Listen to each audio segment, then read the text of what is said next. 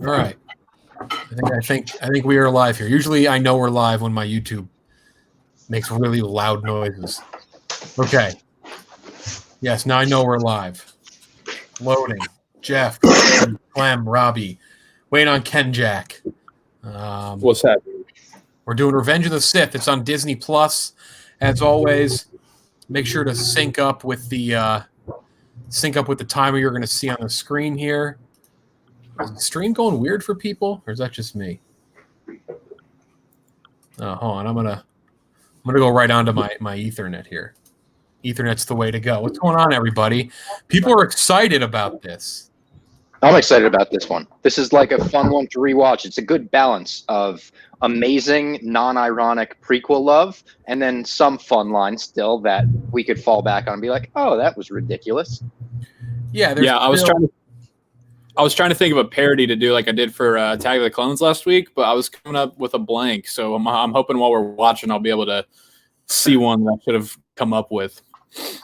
Yeah, well, I mean, we'll get into it. I mean, this movie is still, I don't think, all that great. However, it's so much better than the rest of them. It's not even close. It's not even close. It's significantly better. There is, though, probably the worst line delivery, with the exception of the sand one in this movie. There's a few real bad ones. Yeah. All right. So we're just gonna give a second. Gonna let people keep loading in. I'm gonna send the old initial tweet here. Everyone's tweeting it out, waiting on KenJac.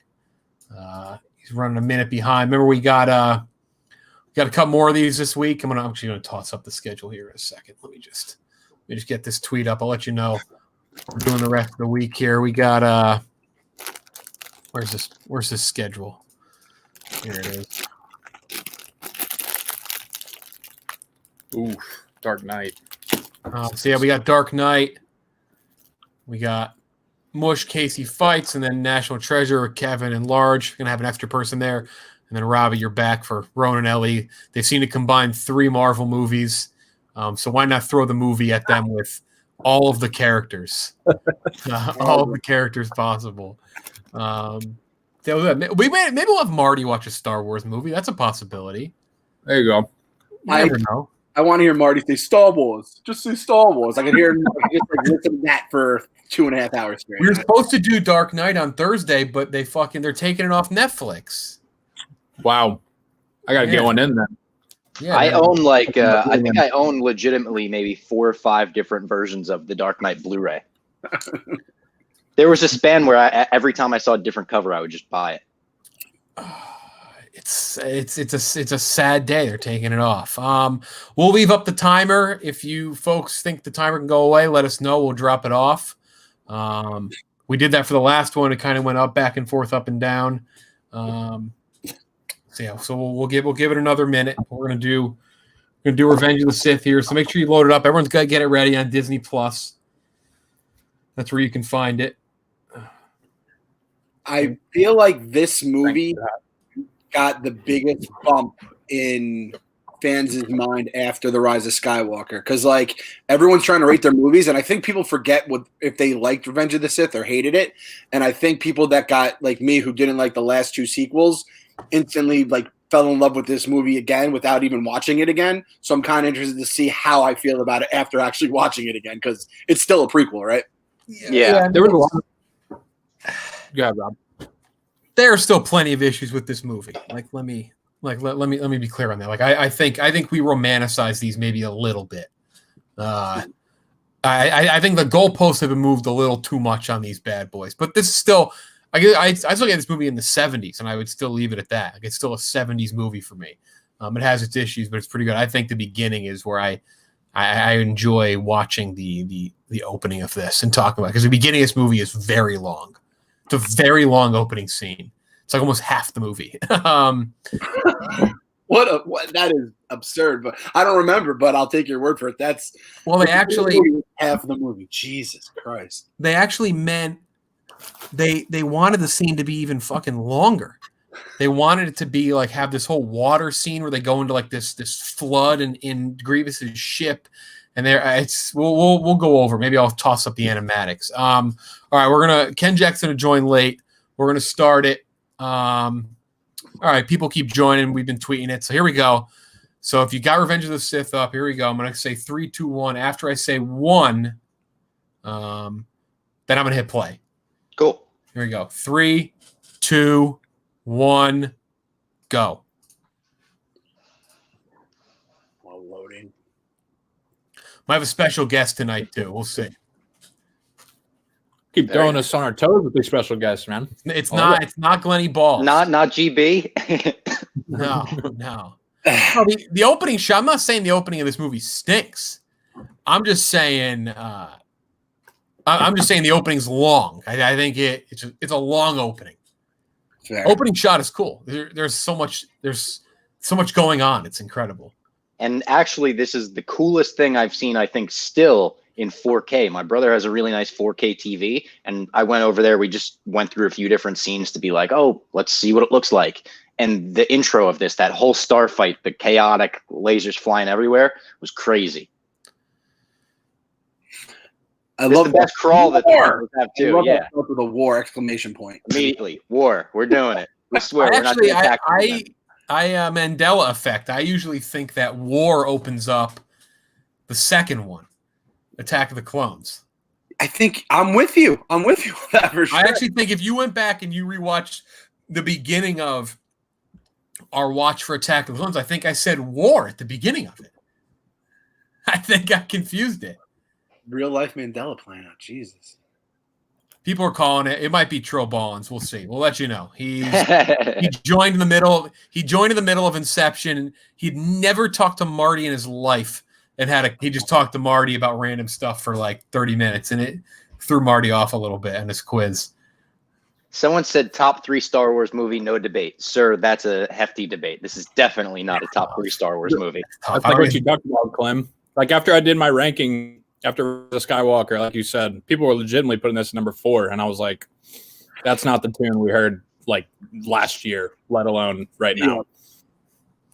We'll see. The top 3 Star Wars movies, like, I'm sorry, I would put personally, and I know people would fucking crucify me and put my head on a stake like I'm in Brazil and I'm a soccer ref for saying this. I would probably put The Last Jedi in my top 3. But I understand that people don't like that movie. No, that one is continually to rise ever since I saw it. First time I've seen it, hated it. Ever since, it's continued to move up. So now that being said, I just can't imagine putting this movie above any of the originals. I mean, I think no.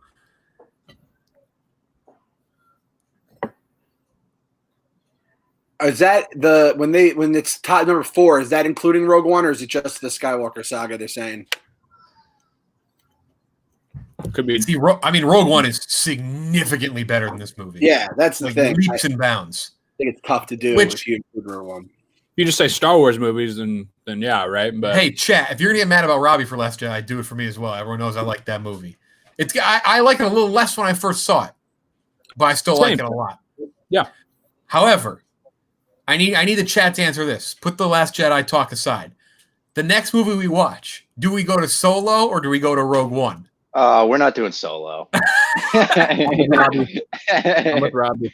Maybe it'd be good though to therapeutic, like everybody get together and watch it. I don't know. I mean, it's been a while for me.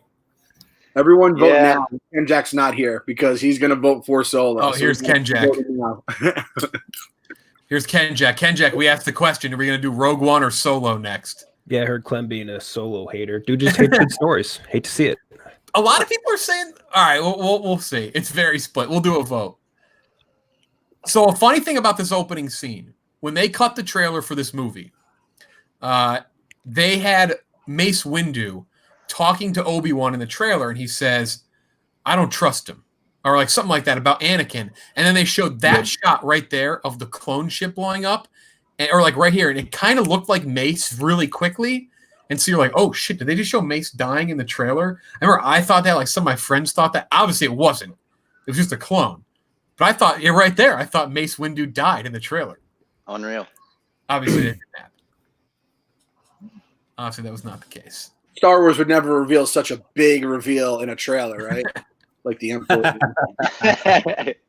I'm still torn on that to this day because I felt like they needed that to bring in the people that were out after Last Jedi, you know? So I as much as I would have loved to have that come out of nowhere, I kind of understand why they did it, you know? Just make sure you tune into the next Fortnite update if you want to see anything in the new movies. So many people are saying do Solo. We're gonna have to do it.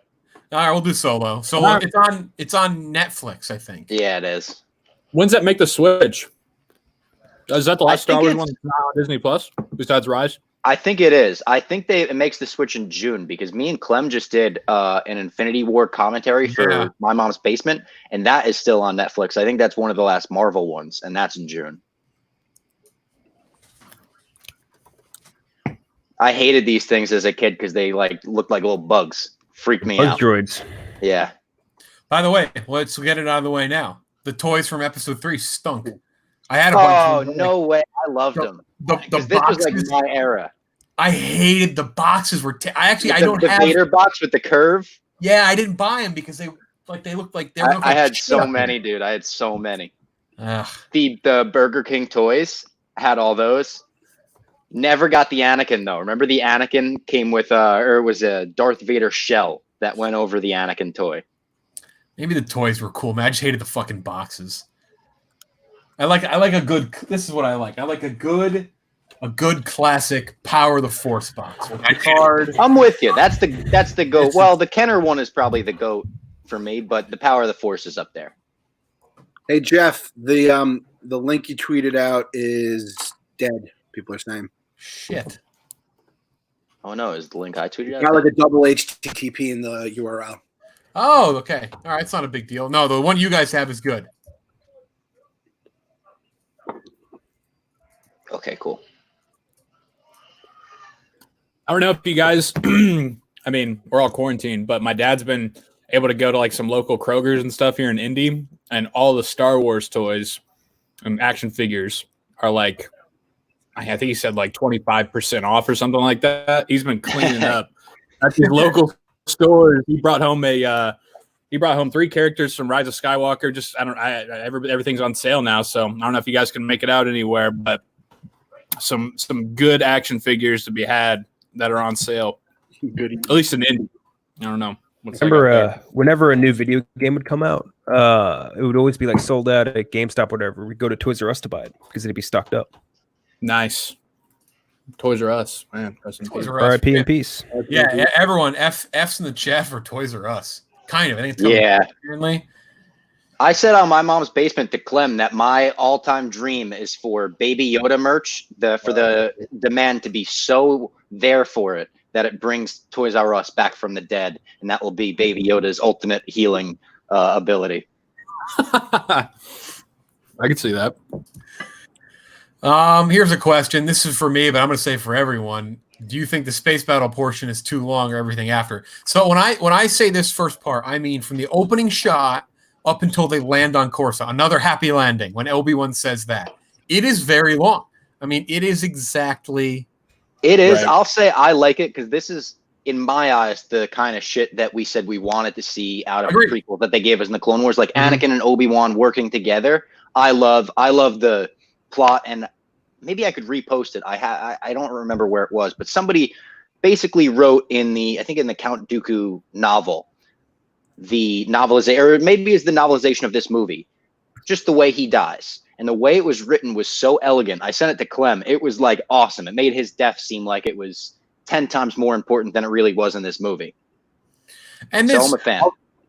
Also, Jeff, I like how I was just thinking about what Robbie was saying, how they're working together at the beginning, and it is lengthy, but that's like the perfect like mirror effect towards the end, right? So you have them at the very start teaming up, working together, and then at the end, obviously what happens there. Symmetry. I like that a lot. Builds the brothership. By the way, that Nemodian or whatever, that fucking Trade Federation guy, they didn't give him the voice from the like the first two. They gave him like a surfer dude. He's like, the Jedi are in the hangar bay. It's like a weird. None of his other species talks like that. I think Grievous is a cool villain. Answering to I like Grievous. Yeah, I like Grievous. I don't think they gave him a fair shake, but if you watch on the Clone Wars stuff, they really do. Like he has asthma. That's stupid, but. Well, just like you have to watch the Clone Wars stuff. I think he gets more characterization there than he ever did in the movies. Never forget, one of the designs initially for Grievous that George Lucas got was this for Grievous, a little kid. The child with two IG-88s. It's a little kid. How did he make those first 3 movies? I don't understand it sometimes. This was one of those ones where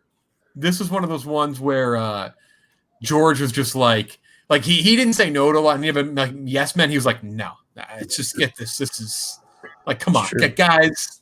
Grievous should have washed his hands. It's true. This reminds me so much of the video game, by the way. This entire area, this sequence, that's the first level of the Revenge of the Sith video game. Such a good game. So much fun. It's like one of the best movie accompanying video games, which they don't really do anymore, which is kind of annoying. But And it's I like think one of the it came out before the movie, if I recall correctly, which is so strange. Like in the spoiler world that we live in today, the Phantom Menace novelization came out before the movie did. The soundtrack came out before the movie did. They used to do so many cool video games that tied in with movie releases, and they just don't do it anymore. Like the Lord of the Rings games were awesome. Christian, who asked his Palpatine question, ask it again when the fight comes up. Talk Mace after. I like that's a good question. I do Lego like Star Wars for Episode 3 was fantastic. Agreed. Oh yeah, I do like that they really did make the battle droids like. I think there was a bit of self-awareness. People were like the battle droids are useless characters, and George's like, all right, well, I'm gonna make them really useless in the beginning of the movie. Yeah. Did you guys see I was able to score Battlefront 2 via Twitter last night? Oh, really? Yeah, I got a PS2 here that broke out during quarantine. And I tweeted out, I was like, please, anybody have one? A couple people hit me up, and I went out to a gas station off this random exit by the Indy airport and flashed my lights and met up with this guy to get a Battlefront 2. Unreal. Flashed your lights. Yeah, it was great. Oh, did we just lose Joey? Oh shit, where'd he go? At Indie Internet. He was like, I'm going to play Battlefront 2, and he jumped off. Yeah. He's like, it's a Battlefront 2. I'm fucking out of here. It's so funny when you compare like the battle droids here compared to like the Terminator. Like it makes robots look so fucking scary as shit in Terminator, and then here they're just like dumb as fuck. Here you obviously have the big Palpatine sitting in his throne parallel. Any closet Star Wars fans from Barstool? I think there's a lot of people Barstool like it. There's a lot of people who watch Mandalorian too. A lot of people. You know who has to be a closet Star Wars fan is Nick. He dropped a Wildrow Hood reference on us the other day. Yeah, no, Nick definitely. I would agree. I think people who follow closely know this, but like Dave is a legitimate Star Wars fan. He's not by any means, but he loves big sequels guy. Dave legit loves the Star Wars movies, loves the sequels, whatever. Yeah. Yeah. I don't even think Dave really likes the originals. I think he likes the sequels and The Mandalorian. Which, I mean, if you don't like Mandalorian, I don't know. By the way, look it up, folks. If you've never heard the Mandalorian Rocky theme song mashup on YouTube, it's a must. Oh, wow. Very good. Jeff, did I tell you I watched the first 5 episodes of The Mandalorian in a row the other day? I've been thinking about rewatching Mandalorian. So good. So good. That is a very CGI Count Dooku just now that threw Obi-Wan, by the way. Yeah. Super CGI. Very Christopher Lee at this point's like 90 years old in the movie. Yeah. R.I.P. Great lightsaber hilt. Oh, yeah. Oh, very cool lightsaber. So cool. Obi-Wan does stink in his fight. He stinks in most fights, except when he's fighting the most powerful fucking person in the galaxy. Yeah. He did come up big in that final battle. Like, think about the people he kills. He kills fucking, like, all scrubs. And then all of a sudden, he's just really, really good at fighting Anakin.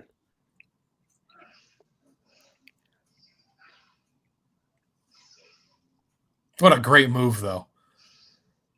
Great move. Anakin's been thinking about that move for years. Yeah. He practices that one in his room. Tell me, how much bigger is this moment if it's Jar Jar, his childhood friend? I'm telling you guys. So this moment here where Count Dooku like realizes that he's about to die, I'm going to try to find the actual novelization, the way it's written in that, and I'll read it because it'll make it seem Better. like a way cooler moment than it actually is. Oh, I know what you're talking about. Yeah. Do it. That's like one of the most intense moments in all of Star Wars, is seeing his fucking head roll off, by the way. Tough to find a more fucked up moment than that in Star Wars. Anakin, Palpatine, what were you doing? Sorry, I was out fucking. Which is canon. Sorry, boys. My sister's sick, so I couldn't go get the better Wi-Fi tonight. So rolling on this one. Fair enough. Got zoned. Here, Jeff, I'll just send it to you, and you could put it on the screen because it's too long for me to read. Perfect. We thought the Battlefront guy killed you. He followed you back to your house. He's like, I want the game back. Is PlayStation 2 memory cards? Was there some memory cards in PlayStation 2? PS2, yeah. Oh, yeah. She was out clapping cheeks. What a guy. There's that surfer bro Trade Federation guy.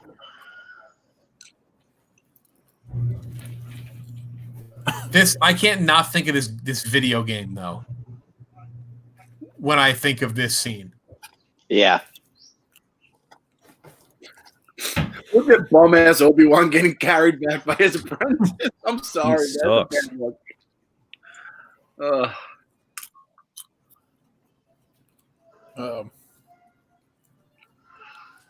Yeah, I always found this to be a bit of a flaw with Palpatine. Where is it? There's I always the Wilhelm. Joey's internet struggle bus tonight. I've always felt that Palpatine got a little too fast and loose. Yeah. Like he's a little too big of a dick during this. Like he really could have blew up his own spot. This is one of the final steps of his plan, though. He just got rid of Count Dooku.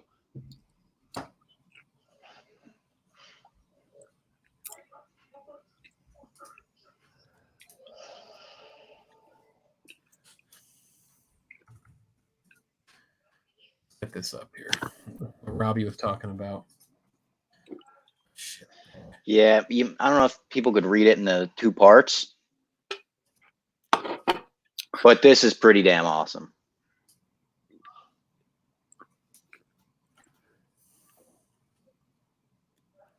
Can they copy paste that into the chat? Might be easier.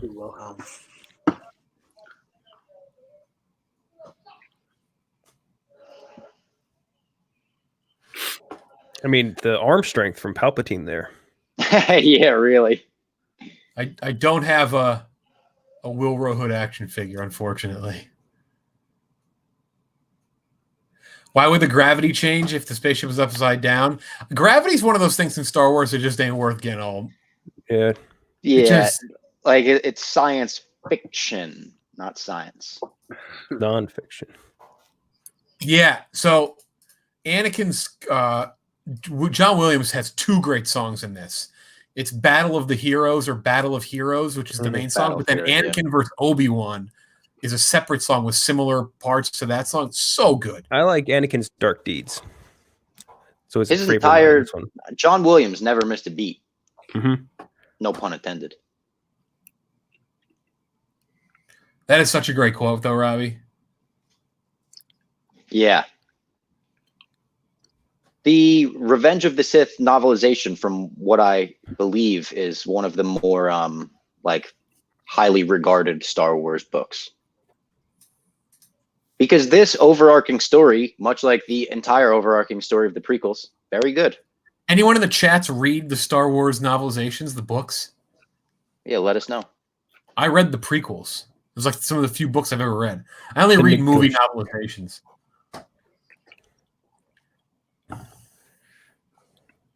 The Phantom Menace one, I know so many people read because especially it came out before the movie. I'll never forget the Attack of the Clones had such an iconic cover. Remember, I had to read that book because I got fucking grounded. If you remember the story of Attack of the Clones, I was grounded. I wasn't allowed to see it. And so I had the book. And I did a book report on it. and some fucking narc in the class called me out. They're like, "You just watched the movie." And I had to explain, like, I got grounded. I read the book. Like, what the fuck's wrong? Get out of here. This book. It's like they had Django pose, and yeah, I remember this one.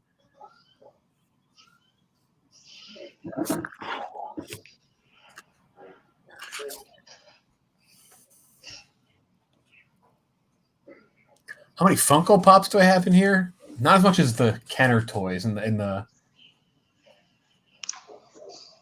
newer stuff. I always thought these guys were cool. Grievous's guards. I like the pole, I like Grievous's guards a lot. They were a design of Grievous. They were an initial they were one of the mock-ups for Grievous. There's a whole. If you go on YouTube, you can look at you can look at a YouTube video where it breaks down the creation of Grievous. And actually, Grievous was modeled after, if you take a spray bottle, like a Clorox bottle, and you look at the top of it, that's what Grievous was modeled after. The top of like a spray bottle. A guy went in the bathroom before he had to get it to George, and he drew it up really quick, and that was it. Like, think about that. All those people that worked their ass up. The guy made the kid, and this guy he took a shit. And some hungover designer is in the bathroom, and he's like, "Oh shit, George wanted a Grievous thing today. Oh fuck."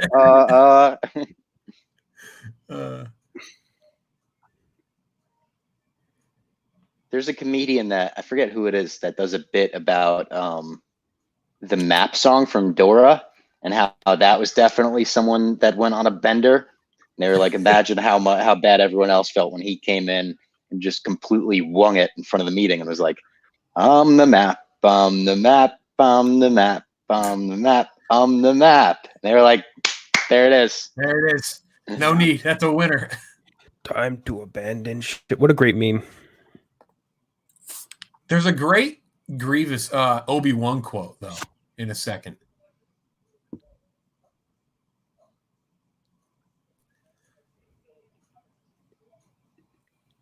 Someone mentioned Anakin's flow, and I will say Anakin's flow is tremendous here. Mm-hmm. Yeah, they both have. I think this is Obi-Wan's best hair of the prequels too. Yeah, both of them. Great looks. They ended this thing off with. Here it is. This is a good quote from Obi-Wan.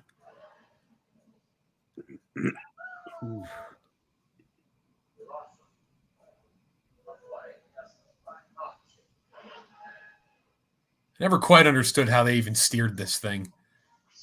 I'm not a big spaceship guy, but so in theory, they're be designed to be used in an atmosphere. They're only designed to be used in space, so they wouldn't be able to be operated here. And we just said. Now, keep in mind, I just said throw gravity out when talking about Star Wars. However, it always makes me laugh. Science-wise, you throw all that shit out for sure, but it does make no sense that they can steer this. it always makes me laugh. But when you put the music up there, I don't give a shit what happens. Yeah. Put that music up there. This kind of stuff is so easy for me to write off because the other thing that wouldn't exist is lightsabers. This was a cool shot in the trailer, too. They showed these firefighter ships. And people thought like those characters were and we get to talk about my favorite character in this entire prequel. It's the guy who shows up on Utapau for 3 seconds, and he was in the trailers. Everyone thought he was the greatest. He was like going to be this big deal with the sharp teeth. He's basically a blink if you're being held hostage guy. Yeah. Yes. And that right there has always been my least favorite casualty in Star Wars. The poor air traffic controllers just perished. Rest in peace.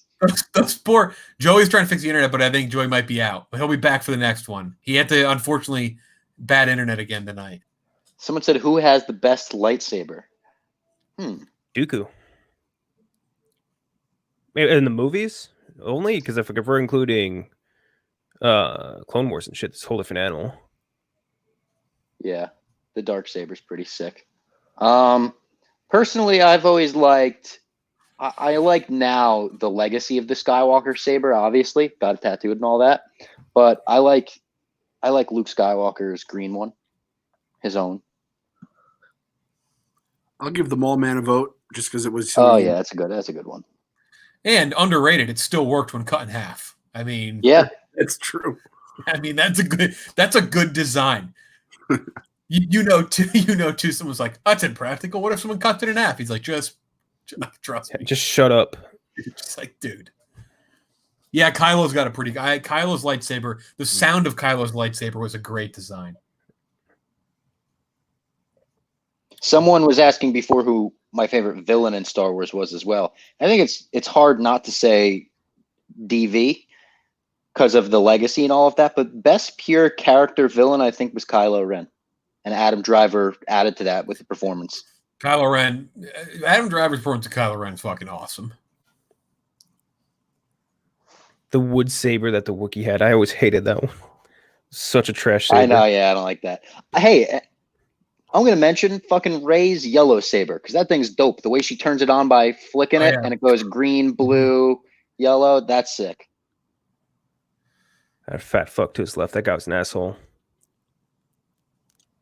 In the Clone Wars, he's such a dickhead. Yeah, we're watching Westworld recap tomorrow. We'll be doing that. I do it afterwards. Nice little wind down. Nothing like winding down with Westworld. There he is. That's the most golden you'll ever see 3PO in Star Wars. It's the cleanest he gets. Jimmy Smits, baby. Oh yeah, see, shout out Jimmy Smits, king.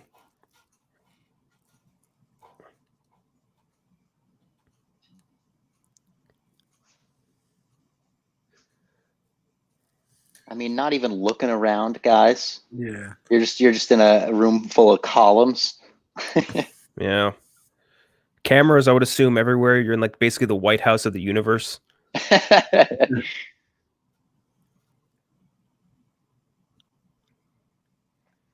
I mean, I imagine Space Battle makes you super horny, so he wasn't thinking with his big head there. He's being a real laser brain. This is going to intersect with Clone Wars soon.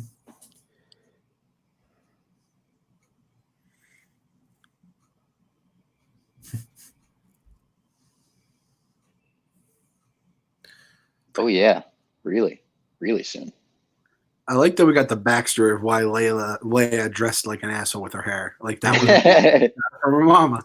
Got it from her mama. That's what Jimmy Smits told her. Like, you got to do your hair like this. Why? Yeah, it's your mom did this. I don't fucking know. It was kind of a thing. From a weird planet with like these lizard people. Chimpanzee. I like that.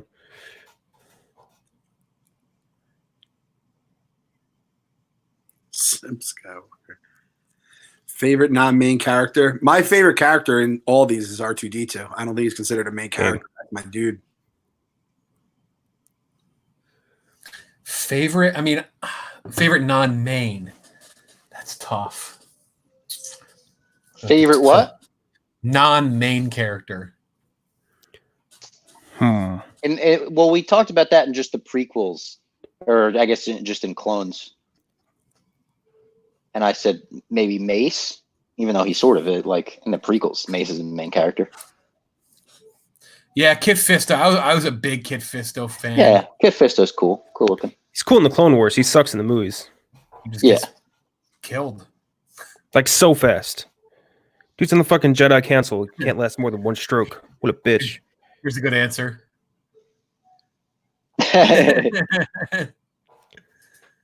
Seal Bibble. So you must help them. Plo Koon pretty good in Clone Wars. Very cool. Opening episode, right? Or one of the opening ones. Yeah, one of the first few, yeah.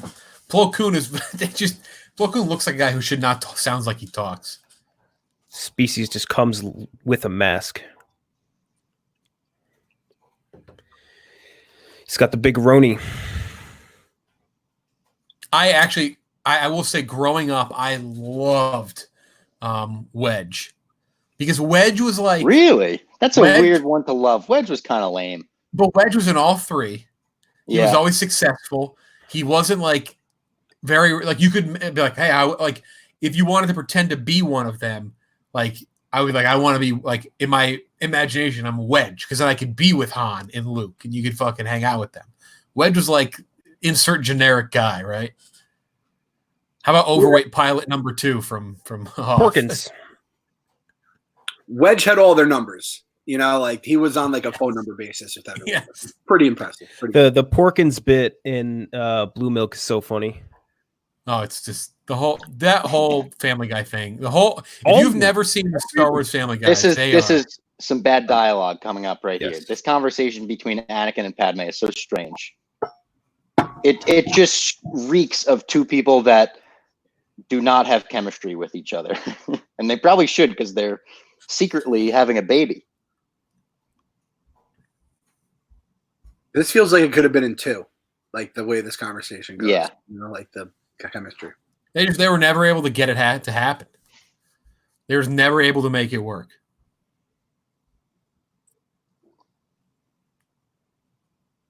Smooth. Ugh. Gross, man. I have to say, as you said with the hair, Anakin's scar is sick. It's a good scar. It's not. It is. Oh, you want to get a good scar? You got a great scar. So love has blinded you. Oh, Kind of looks like Noah Gross. Centineo a little bit. What a weird fade out that was, by the way. That cross dissolve where it dissolved into 6 squares. I never noticed someone before that. Yeah, that's weird. Robbie's sweatshirt looks so comfortable. It really is. It really is. You could get it at the Barstool store. I don't know. Are we still shipping things at our store? Sure. Are we essential? I don't know. I don't know. It's the Viva, I don't know, teddy bear hoodie. Feels like a teddy bear. That's what it looks like. Oh, he's ripped here. Yo, Fucking- that's a great name for it. The teddy bear hoodie. That's what it feels like. Yeah. Yeah, it's a good name.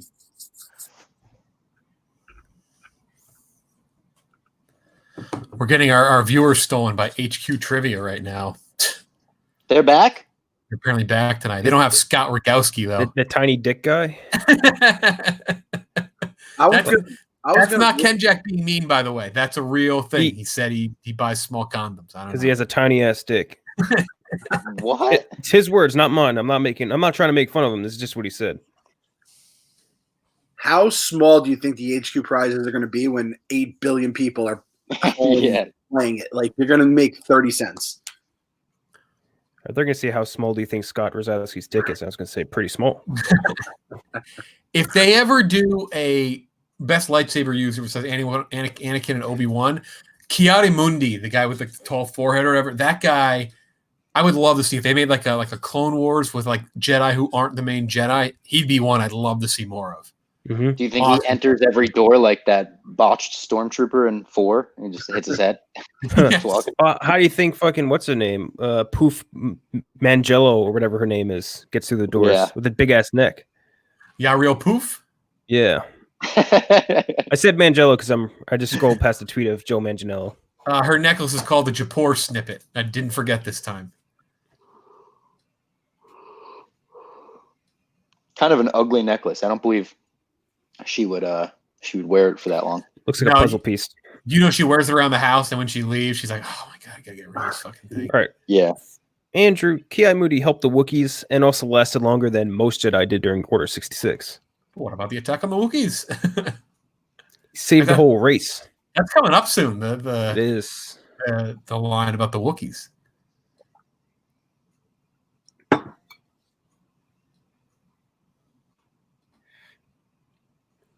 Let's go back to bed. I just got my Roman swipes.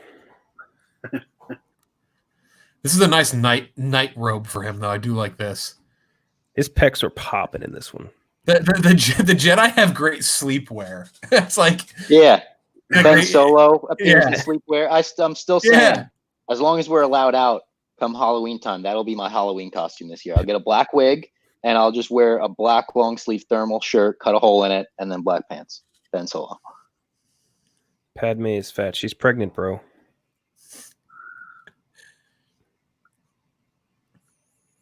Anakin ripped in this movie. He really is. So ripped. If I had unlimited money, I would put a meditation room in my house that looks exactly like this one. Oh yeah, those chairs look so comfortable, even though they have no backs. Yeah. Well, they're just for meditating, so you got to, prop yourself up. I would have the lighting and everything. I'd put it in my basement. Let's be very clear. I think that's where you want your meditation room, very grounded with the earth. But I'd have lighting to make it look like we had that natural sunlight coming in.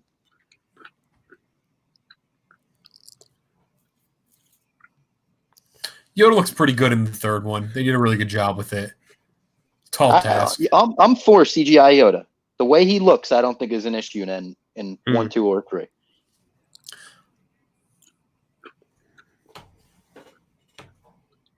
The way he talks, a bit of an issue. George decided to make every sentence backwards talk. It's a little interesting.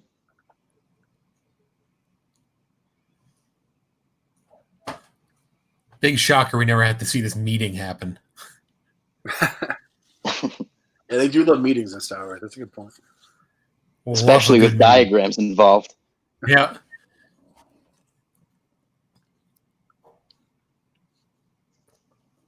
Yeah, the CGI, the puppet in Phantom Menace was so fucking bad. No good. Just that bad. was like fucking exotic Yoda. We read a little thing on Lightsaber Barstool today. I like that, by the way. Pretty good. Yeah. Frank Oz, the guy who obviously voiced Yoda, many other things, a lot of Muppets, when he worked on the score with Marlon Brando refused to do scenes with him unless Frank Oz directed him in his Miss Piggy voice. The true story. It's apparently true. So that's so fucked. What a nice city. Last Jedi puppet was a good puppet. I just think we were completely just used to seeing the CGI Yoda at that point. You go back and watch it. There's nothing wrong with that puppet. It's just the puppets. I'm so used to the Last Jedi Yoda at this point. Maybe because I've seen it 1,000 times.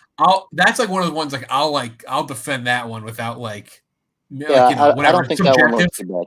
It's subjective. Like, you know, like movie. I thought the puppet looked good. Yeah. It was also a Force Ghost too. I think the problem with the Yoda puppet was that Force Ghosts in general looked tough in the sequel trilogy, because I think Force Ghosts were so used to Force Ghosts looking like they did in the originals that they were weird to look at when we have better technology, right? Yeah. I think that was the thing, is like we're not used to technology looking good. It's kind of crazy. Force Ghosts if you watch the originals, they look very 2D. Yeah, they look very flat, which is what we're used to. So maybe I guess you could say that they did a poor job of making it look too good. But that's kind of the weird thing, because that's what they did with the puppet. They're like, we have the ability to make a better looking puppet and more real, but they're like, it looks too good. Actually, there's a whole thing called From Puppets to Pixels. This is where you can see them do Dexter Jetster. It's on YouTube. It's free. You can watch it, and it's a documentary on them making it, and they talk about the CGI Yoda. And George actually has some really good thoughts on it. He's like, you don't want to make it look too real, or it gets people fucked up.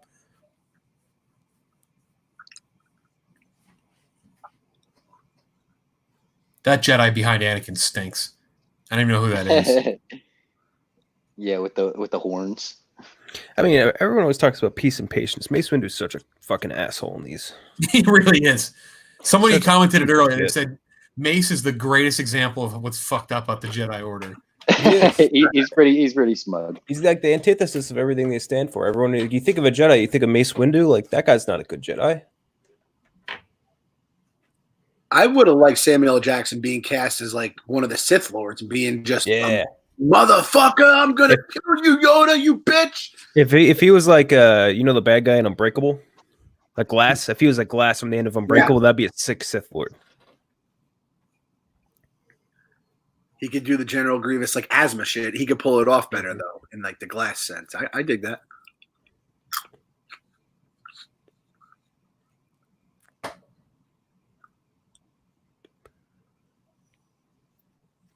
Mace is too busy counting how many droids he's killed to realize there's a plot to destroy the Jedi. Yeah, seriously. Little reference to the Clone Wars episode where he says he's killed over 100,000 droids.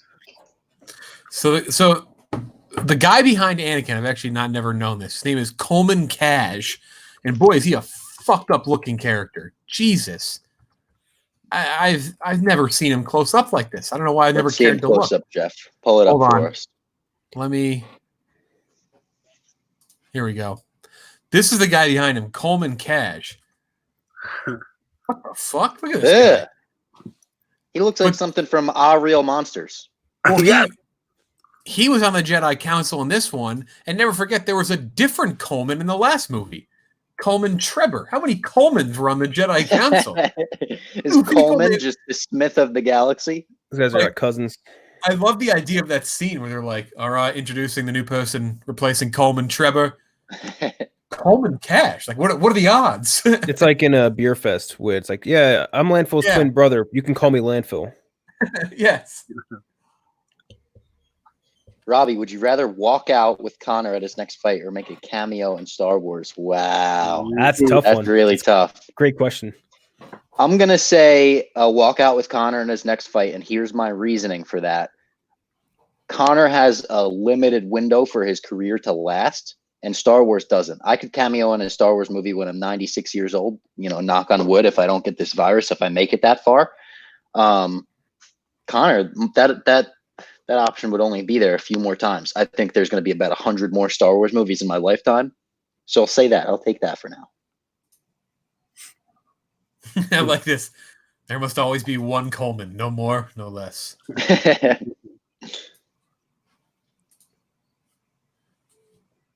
Yeah, here you go. CGI the fucking clones? So stupid. Yeah, that's one of the biggest missteps. Yeah, that's very strange. They're wearing fucking helmets. You don't need them to look the same. Like, here you go. I love the look of the clones in this movie, though. The way their helmets evolve, and then the way a lot of them started incorporating the colors. Yeah, awesome. Love the camo troopers on Kashyyyk later on. Yes, I think they're dope with the green visors too. Robbie, is Trent still wearing khakis? I saw him wearing shorts today. What was calves look like? Breaking. Like tree trunks. Like absolute tree trunks. Yeah, this is the thing. Why not just do a couple close-up ones? You just need them for the close-ups. That's it. They did it in the originals. You can do it now. You have the ability to do it. And there are scenes where the CGI clones look good. It's usually the scenes where all of them, or like every element in the shot is CG. They look okay there. When you start having them actually talk to actors, that's where it's like, why don't you just put a person there, George? You can put a person there. But no, that's not what he colored in with his blue highlighter. Natalie Portman's fucking fantastic. Oscar-winning actress. She just so bad in this. So bad. It's the dialogue. It's got to be. I mean, everyone in this is bad. Yeah, it's mostly script work. Yeah. She's going on info. They should have let Carrie Fisher be the script doctor for these. She would have been brutally honest, and that's what George would have needed. People don't know that. If you don't know this in the chat, Carrie Fisher, for a long time, was one of Hollywood's most popular and like highest paid script doctors. Scripts would be made, and this is like a profession. People do this. They give it to her, and she just gives them notes. Boom, here, go rewrite it. Sucks.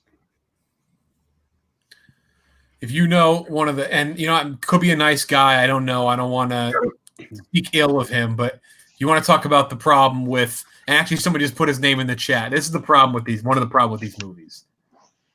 We're about to get a George Lucas cameo, by the way. Yeah, George Lucas. He's got a blue face, left corner of the screen, blue face, and a weird hat. Yep, as Anakin walks in that door. But here he is. This guy, Rick McCollum. He is the worst. He has a role, that character in Clone Wars. Yeah, George's. Yeah. Yeah, that George character. And it's very much. Pull up his Wikipedia if you can, Jeff, because his description is funny because it's like basically Star Wars George Lucas. I think he was a playwright who wrote like a sci-fi series that everyone loved. It's good stuff. Like Baron Papanoida. Yeah. He was let me get a picture of him. We all agree that this scene is pretty phenomenal, eh? Great scene. Oh, wait for it. Wait for the line. Yeah. I mean, that crew, you're telling me Palpatine wasn't fucking when he had that crew he was hanging out with? He was fucking. Get it again. You called him Palpatine. I gotta call him. I can't say it every time. Every time, Clem. Like the reliever that choked out Bryce Harper. Yeah. Bob said. Someone made a graphic because he always does that on the podcast, and someone made like Palpatine in that jersey. That guy was a real asshole. Yeah. Good comp. Yeah, Robbie, this guy right here. Yeah, he was a lover of the performance arts, it says. Yeah, Also a badass in Clone Wars. of course. It's Dave Filoni. He's going to make his idol a badass. Mhm. Or maybe it was Rebels. I think it was Clone Wars.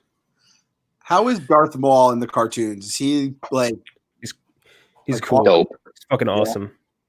They made Yeah. him the character that he should have been. Yes. Yeah. Ian McDermott got some pre-Oscar buzz for this movie. Very brief, but it did happen.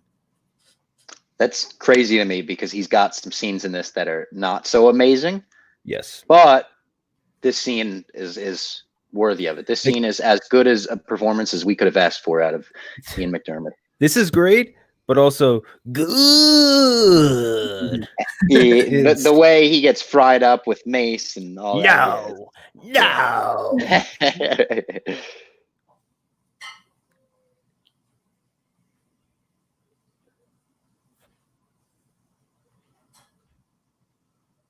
My buddy picked up a girl at a Chicago bar with the story of Darth Plagueis the Wise. I don't believe you.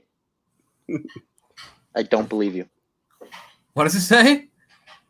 He said my buddy picked up a girl at a Chicago bar with the story of Darth Plagueis the Wise. I don't know. I don't know about that one, man. I haven't No seen way. Resistance yet. You know what? I don't like seeing that comment. So everyone put a Papa Bless in the chat so we get that comment out of here. Hit the chat with a Papa Bless. He said it's true. You know what? Maybe it's true then. I'll take it at your word. There it is. There, it's Papa Bless.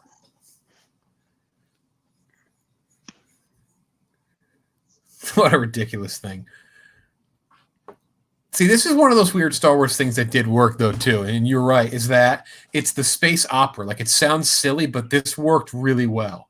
The fish opera. Oh yeah. Like, it just looks right. I don't know what it is.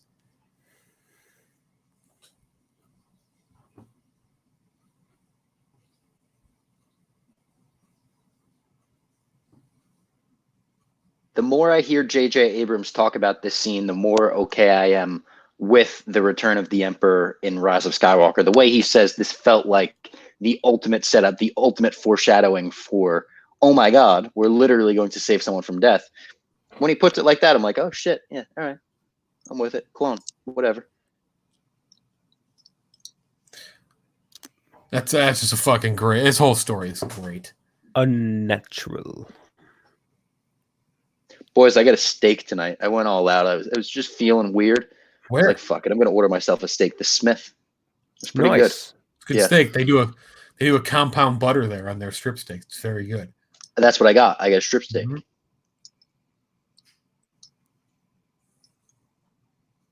how did it travel? Was it pretty good shit by the time? Yeah. You know, I got fries on the side, and they didn't travel very well. Fries Never generally do. don't. But the steak traveled well. Yeah, it's good. A little tough, but whatever.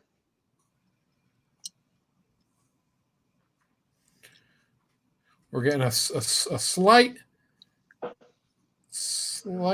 uptick. Not from a Jedi. Oh, here come the Avatar mosquito dragonfly monsters. The dragonfly plane always bothered me. Like, there's no way that flies. I'm sorry. They're lugging around like 800-pound Wookiees. That thing's just not going to fly with wings. I would have loved it if they went back to the Emperor. It's like, yeah, we just clone everything. Sith they just clone everything. Don't worry about it. You'll figure it out in a few episodes. God, this Everything battle's so good. This map in Battlefront 2 is so good. Yeah, it really is. So this is a big issue with this movie for a lot of Star Wars fans, and I think for good reason. Some people I think a lot of people that haven't seen this movie in a long time that are nostalgic for this movie don't view this as an issue.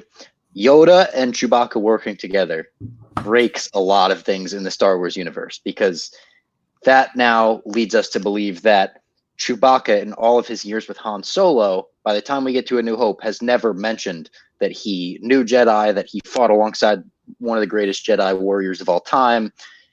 Han Solo doesn't believe that they even exist. Maybe he has dementia. He's like 100 years old. It's fan service so poorly done that it literally like breaks the movies that it's trying to pay tribute to. By the way, that scene we're gonna get in the Clone Wars soon, but I agree because you don't like the Easter egg here is the Wookiees. You don't need, like that's enough. You don't need Chewbacca as well. No, and they almost put fucking Han. Mm-hmm. Oh God, did they really? Yeah, they had like concept art of Han as a child. It's like when they talked. I'm not going to bring up the Solo slander. Someone said, "Is it confirmed to be Chewie?" It is. It's actually Yoda calls him by name. He says, "Thank you." He literally says that. That's where the on the nose reference it gets too much. He's like Chewbacca. Yeah, thank you. And he says it as if Chewbacca is who he is by A New Hope. Like Chewbacca is this fucking guy that everyone should know. Yeah. Fallen Order Kashyyyk map is correct, Badger Guy, by the way. That is a great map. Air world, I guess, in Fallen Order. Fallen Order is very fun.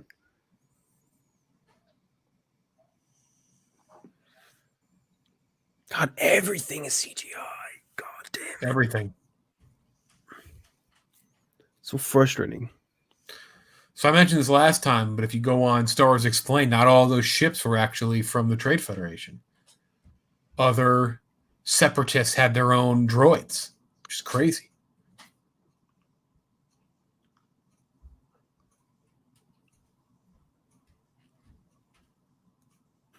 Those water tanks were cool. What was I think the Juggernaut. I think it was the name of the tank, but they are sick as shit. The hologram map in Fallen Order. Fuck that thing. It's so frustrating. I might stream, by the way, for the people in the chat. I've been thinking about starting up a Twitch channel because I just found the Kinect thing I have for the Xbox One, which apparently is you can use as a camera and stream and a microphone and whatnot. If I figure out how to do it, I may stream Lego Star Wars. It's a game simple enough where I can definitely do it. I just don't know if it's possible because I have it for like Xbox 360 on the Xbox One. So when you play it, it like signs you out of Xbox One and all that. So I don't know if you could use Twitch at the same time. God, they're all CGI'd right there. That just looks so bad. They look so bad. Man. It'd be so easy to just not do that. Just put their helmets on. Yeah, I mean, you may as well start streaming. We're not going anywhere anytime soon. I know, yeah.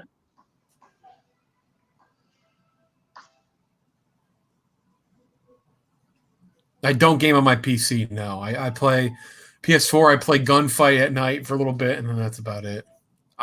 I'll play that. I'll play the Star Wars, the Pod Racer game if it comes out. Yeah, I tried to buy a Switch today. Couldn't find one. Like, they're sold out everywhere. People keep asking where the robe is. I mean, the robe is on. The robe is on. He's playing Switch right now. See that little thing he had? What thing? Anakin was playing the Switch, basically. Yeah, that's right. He had a little iPad. I wonder what he was watching on that. I wish they did those dream sequences better. I don't really like them after now on the rewatch. I'm with you, yeah. It's weird the way they're in a kaleidoscope or something. Like, what were you thinking, George?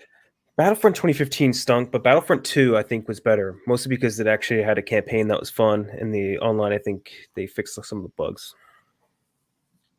You still play that, right, Bob? Yeah, I played it pretty recently. Yeah, the 2015 one was tough. It was tough, but even that one, their DLC was good. I remember coming back to that and playing the Cloud City, the Death Star. That stuff was a lot of fun. So they were figuring it out at the very end. And it was Project something. Not Versio. That was the name of the person. I forget. Project something. It was cool. Inferno? I'm not going to die in childbirth, Annie. Arrested Development narrator voice. She died in childbirth. Old takes exposed. Yeah. Yeah.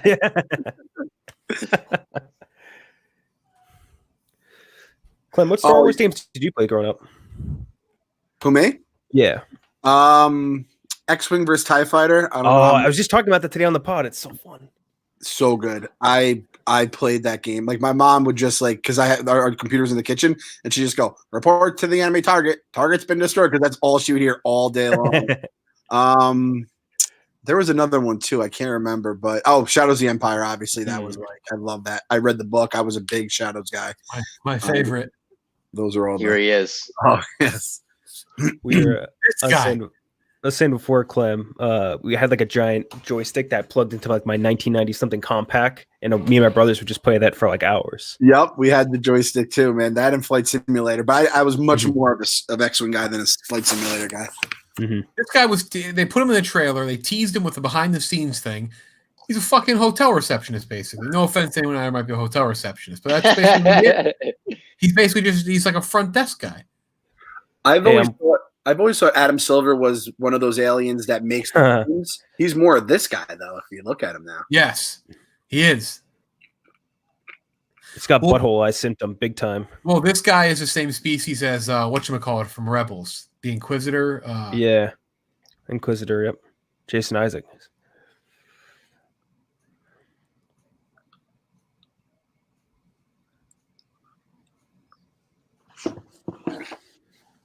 Yeah, the first hour of this movie is not doing any real, like. I know, it's crazy we're an hour into this movie. Not much has happened. Once Again, George, like the main complaint of all these things is like, just make something happen.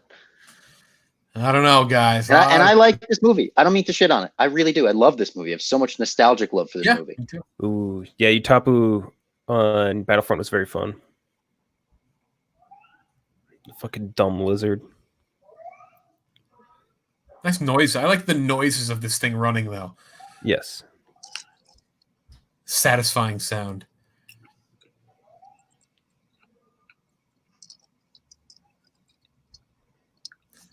I mean, they killed the guy from the last movie in the first 2 seconds.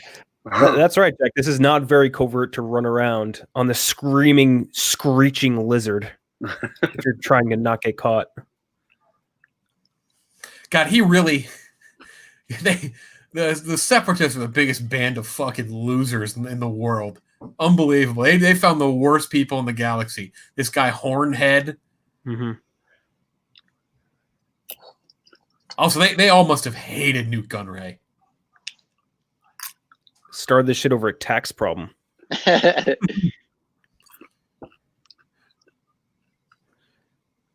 Sidious promised us peace.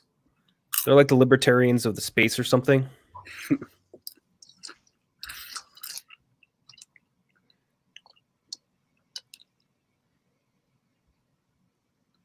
Grievous is very cool in the cartoons.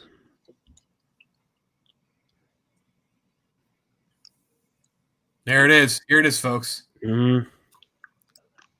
Everyone loves a good hello there.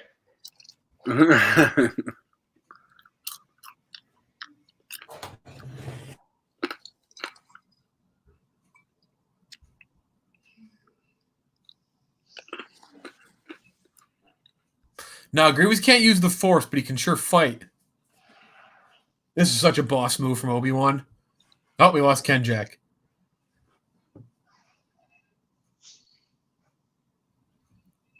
Clem, were you with us? No, you weren't for Phantom Menace. Did you know, if you had to guess how tall those droidicas are, the ball ones with the bubble shield, how tall would you guess those suckers are? Not very. I don't know. Is there an answer that we know of? Yeah. Oh, buddy, there's an answer. It surprised all of us, I think. They're like 6 feet tall. Really? Yeah, like the top of those things, yeah.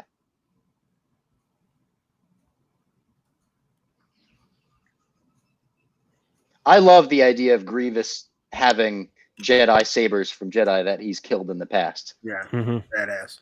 I think that's dope. Instead of just giving him red like everyone else. You should have just kept doing this move. Yeah, really. Just keep walking forward, dude. That was pretty sick. Was Obi-Wan just standing in an empty room or McGregor? Yes.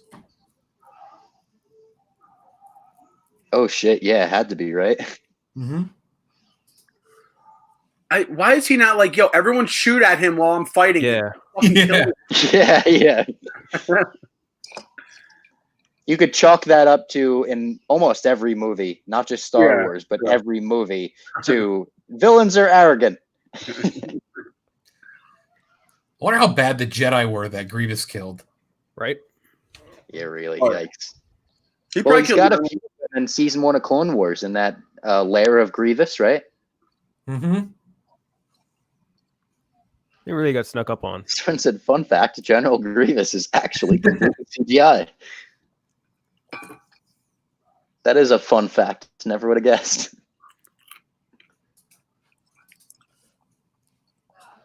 How are you doomed? That eyes thing was such a weird Star Wars. Like, it's fine. I like it, but it was just very. Why don't you I like when he pull walks on a up, spider. pull up what Grievous looked like before he was like mostly cyborg? Oh, it's so cool. Very cool. Probably the Grievous they should have just given us in this movie.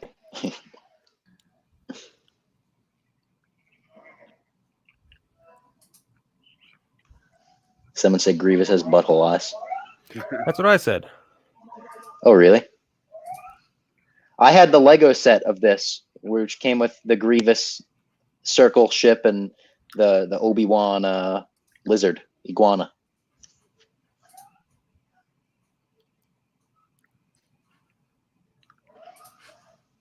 I love the look of that Filoni Twitter header where he had the it was like Ahsoka's riding on a big fox.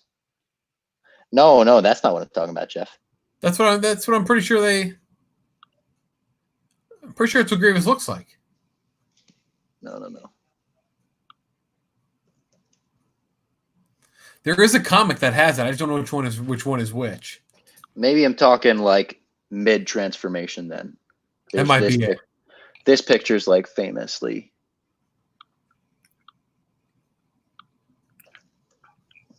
That's the one I'm talking about. Ayla Secura is so hot, dude. Damn. Oh yeah. Hang on. This is the one Robbie's talking about. This one looks badass. This is some Western shit. Oh no, here's the thing that's going to be in Clone Wars. This is the scene. Yep.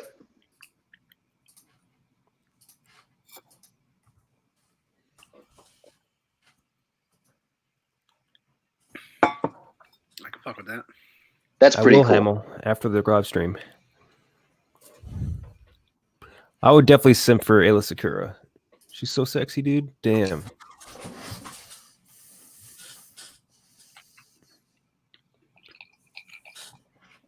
Nobody ever walked into Sheev's office and said, that place looks villainous. And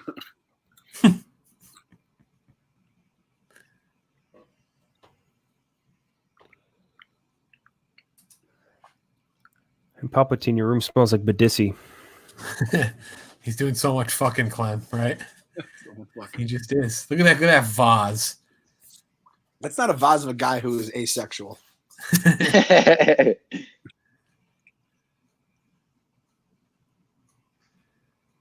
What's this button under your desk? Uh-oh.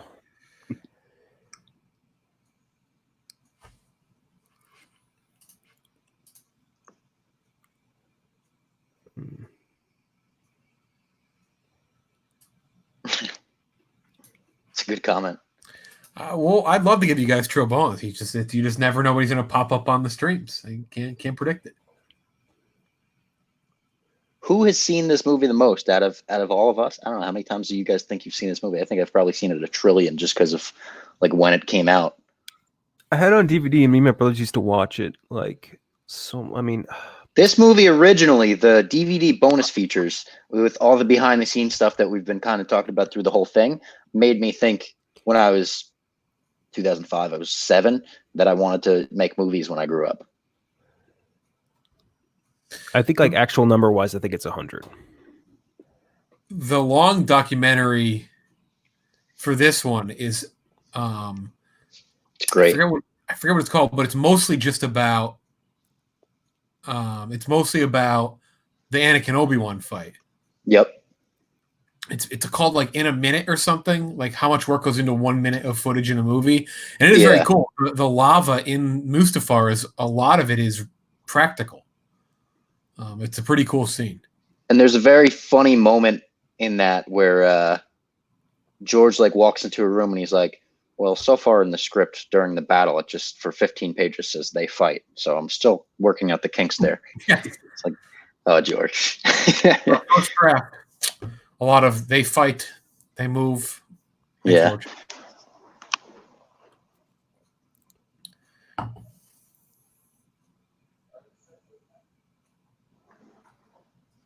I think I've only seen this movie probably 3 times. It's Whoa. It's like 3, 4 maybe. I don't know. I feel like I saw it in the theater once. I probably watched on DVD when it came out, and then like 2 more times. Be like, oh yeah, like right before a movie came out, I probably did like a full marathon. But again, the prequels, I don't. It's like Nick. I always say Knicks fan. Like I grew up in the '90s with the Knicks, and the Knicks were awesome, and they were always like contenders. I can't imagine growing up in the 2000s as a Knicks fan. It's just nothing but darkness. People that grew up with the prequels, it's like you guys had a completely different introduction to Star Wars than I did, you know? So Yeah. Well, I got introduced to Star Wars via the re-release in '97. I actually said it on our pod. I said when I saw Star Wars in theaters, some people and I had people were like, Jeff, I think you're mistaken. I was like, no. I didn't see him in theaters. I just saw him the special editions. So the special editions are how I first saw Star Wars, and they re-released them. And it was, I'm very thankful I got to see him that way because my memory of Star Wars is in theaters. That's how my brother saw him. Yeah. I never really got into Star Wars. I didn't hate him. I watched 3 seconds of it, like if it was on TV, and I was like, I don't really know what's going on here. But when you go to the theater and you get the whole experience, I mean, it just grabs you by the throat with the crawl. Yeah. And then I was hooked, episode 4 or whatever, the first time I saw that crawl. And then I will say it's funny because you go see them in theaters for special editions, and then, but then you go to Blockbuster to rent it, and at Blockbuster they hadn't had the special edition yet, so you were renting the pre-special edition. It's like you'd watch A New Hope, you'd be like, wait, where was Jabba? You're like, where's Jabba the Hutt? And I didn't realize that he wasn't. So these are the ones I would rent.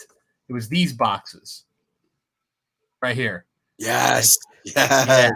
They had the characters, but this is the box set that is the special one to me. This is the special edition gold box. I still have That's the one I had. I still have mine, yeah. Oh, actually, here. I'll go grab mine. Oh, nice. That's my favorite. The gold one is like, man, I fucking wore that. Did those damn tapes out? I probably bought This both. fist fight is so dumb. I love it. I probably bought both of those. Grievous is basically RoboCop. God damn. Yes. So, Wait, say it again, Clem?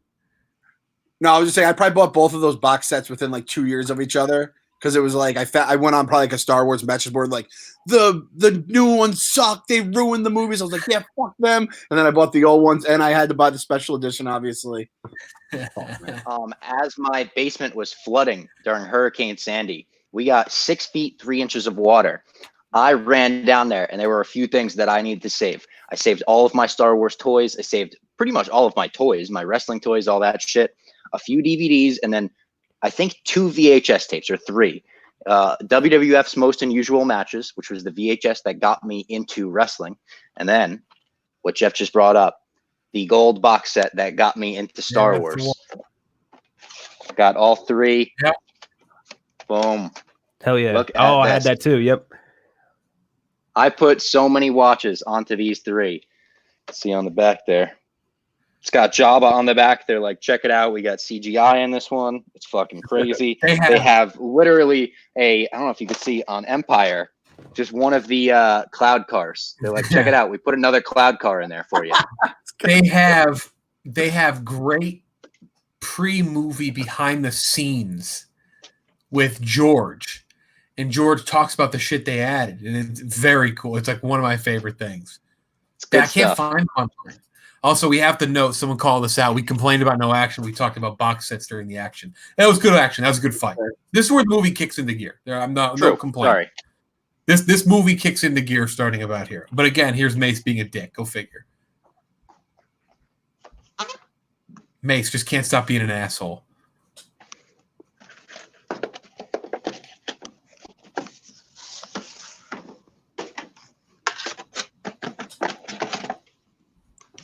Looking back now, those special editions are probably the reason the prequel. Like he just got that CGI button and was just smashing it for 3 fucking movies. Hello? Padme's ruminations. What Is is that Trent Trent just? Daddy?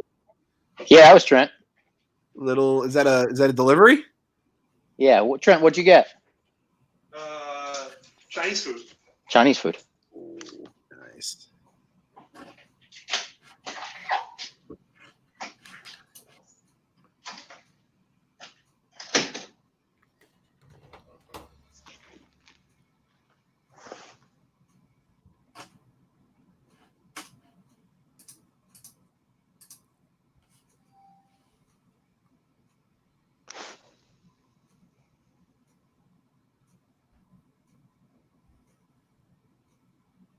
This was well done here too.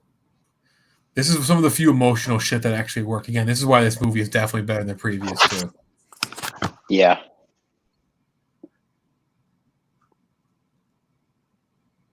Yeah, Kid Fisto Even getting just one looking hit. at a sunset on Coruscant is fucking awesome. Imagine how much smog would be in that city. It would suck. Whole city's a True. planet. How's there even oxygen? I mean, this is really the first time emotion worked for Anakin. I mean, it took a while. It took a movie and a half. But it finally worked.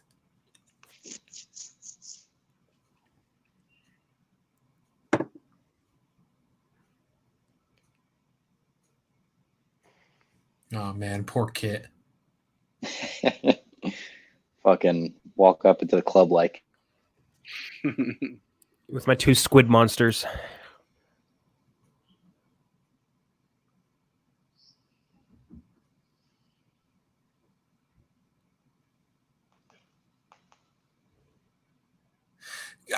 Kit does put up the best fight, though.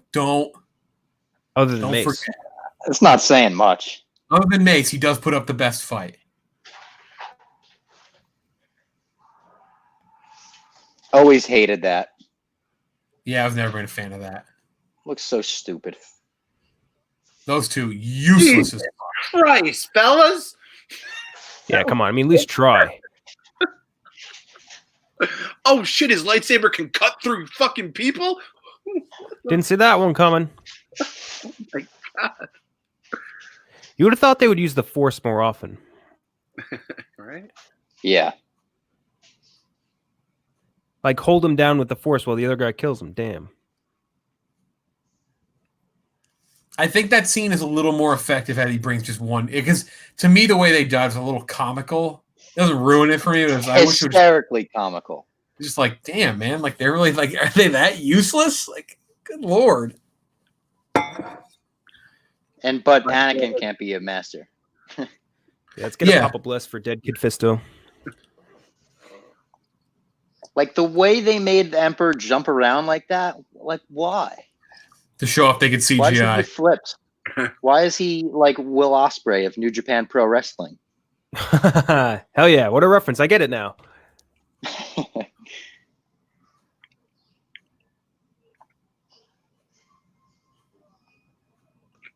Those And he facial gets- expressions are tough. This is Sparta kicked. Yeah, they were definitely trying to. They were definitely trying to show how good of a Jedi he was. I think it just absolutely looked a little weird. Still a good fight, though. People forget Rey fought exactly like Palpatine in Force Awakens. Held it the same way. The impression of the Sith.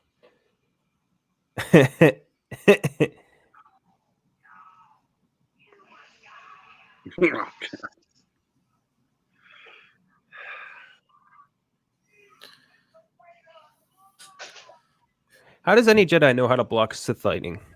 They've never fought him before. I guess they're just like, it's the equivalent of a boxer being like, ah! Imagine if you're in a boxing match and a guy took out a gun. Just, yeah. I don't know, I think maybe the Robbie gloves would- will bounce the bullets back. Robbie would probably have to say Yoda on this one, right?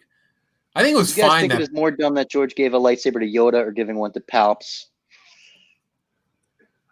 I think both are dumb, to be honest with you. I feel like the whole point of them being masters I'd of the say- craft is they should have evolved past that. Yeah, I agree. I actually think Palpatine. Because Yoda, I could do with. He's a good guy, so you root for him, whatever. Palpatine, every time he has a lightsaber in his hands, just looks silly to me. Mm-hmm. Which Yoda, I'm like, all right, I could buy into Yoda using a lightsaber. Here's the I comment just from don't earlier. love it. That Palpatine lost on purpose here. Tanking. He tanked for the number 1 pick. Don't hate it. That's a good way to put it. Palpatine's face is what Weinstein's inverted dick and balls look like. You cut off Send me my his fucking fucking sense of arm. mind.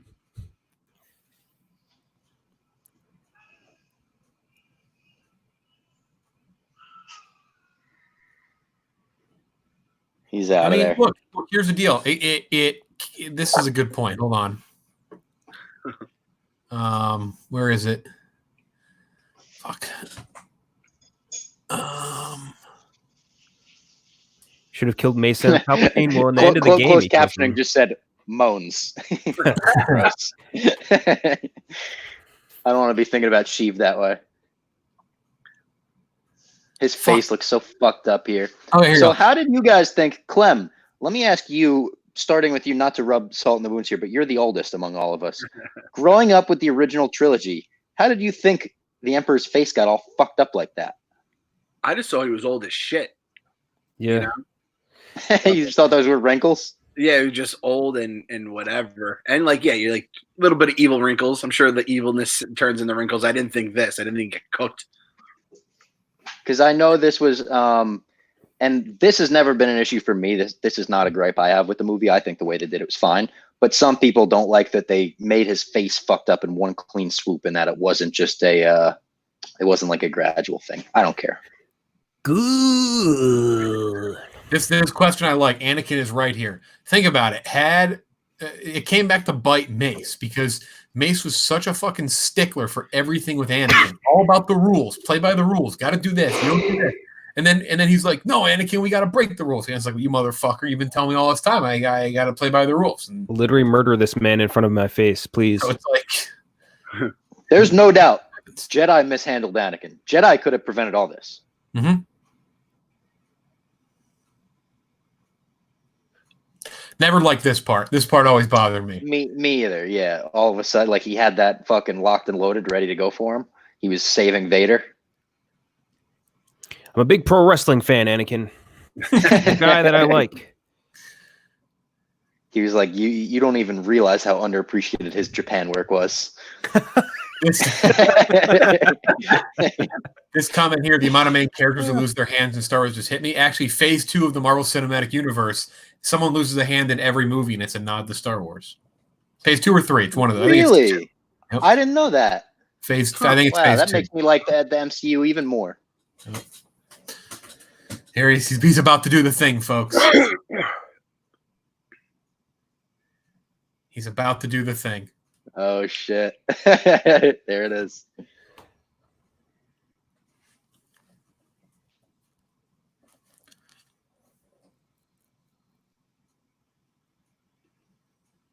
The switch flip here always just bothers me because like he struggled to just like cut off Mace Windu's hand, and now he's like, yeah, I'll literally murder everyone in the in the universe right now. Starting with the children. Yeah.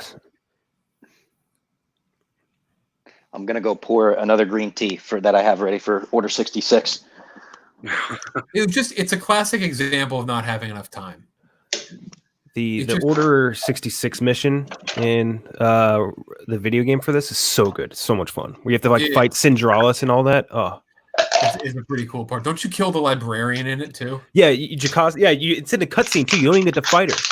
Like she had it coming though. Can you guys hear me still? Yeah, Jocasta sucked. She sits on like dumb line and she's like, "You can't fight me," and he just like literally force pulls her right into his saber, murders the shit out of her. She had it coming when Obi-Wan went to her in Attack of the Clones.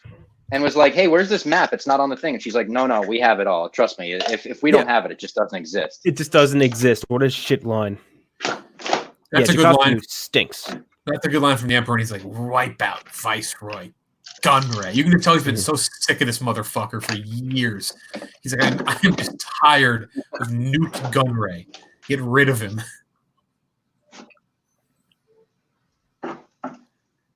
This is always cool. This is very cool music. Very Mhm. cool march. You did a great job here. This is where the gatekeeper is the guy that looks like Clem. Oh, That one really? Jedi. Yeah. This scene is paid tribute to at the end of The Last Jedi by Rian Johnson. He does almost the Yep. exact same shot of Kylo Ren walking into that resistance base on crate. Here's the thing with this movie. The bad stuff is still not great, but the good stuff is very good, and it's very Star Warsy, and it works well. And that right there is one of them. This whole upcoming montage is another one of them. Oh, so good. A lot Order of 66 montage is as heartbreaking as it gets. This is all-time Star Wars. No, I don't think they should use the Imperial March there.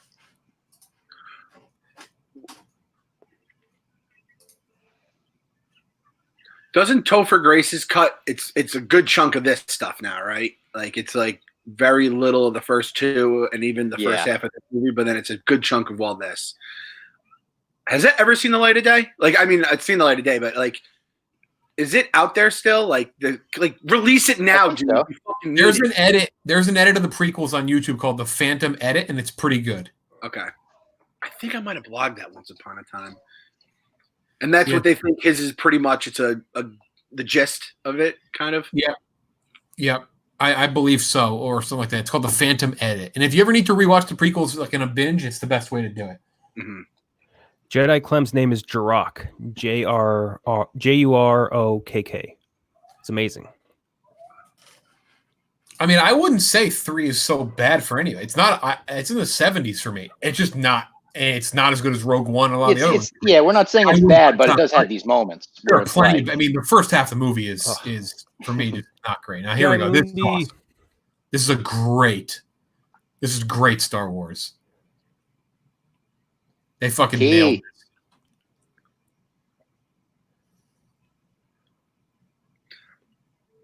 Like this scene can be tough to watch. It's like a Mufasa scene, right? But I have to say, I've grown to respect the shit out of it too. This plan was perfect.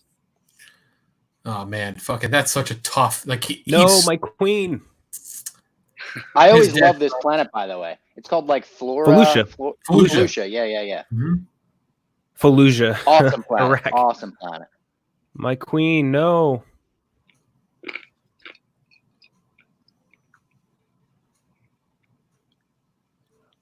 She didn't see shit coming. Nope. And they lit her up too. She was dead for like All right. There's Yoda, apparently little heart attack. you can go really deep on the Kiadi Mundi thing. Like I guess he really sensed it. It was like there's like in the comics and stuff. I haven't read it, but I know there's like a good video on YouTube. Plo Koon. Sad. Shot down.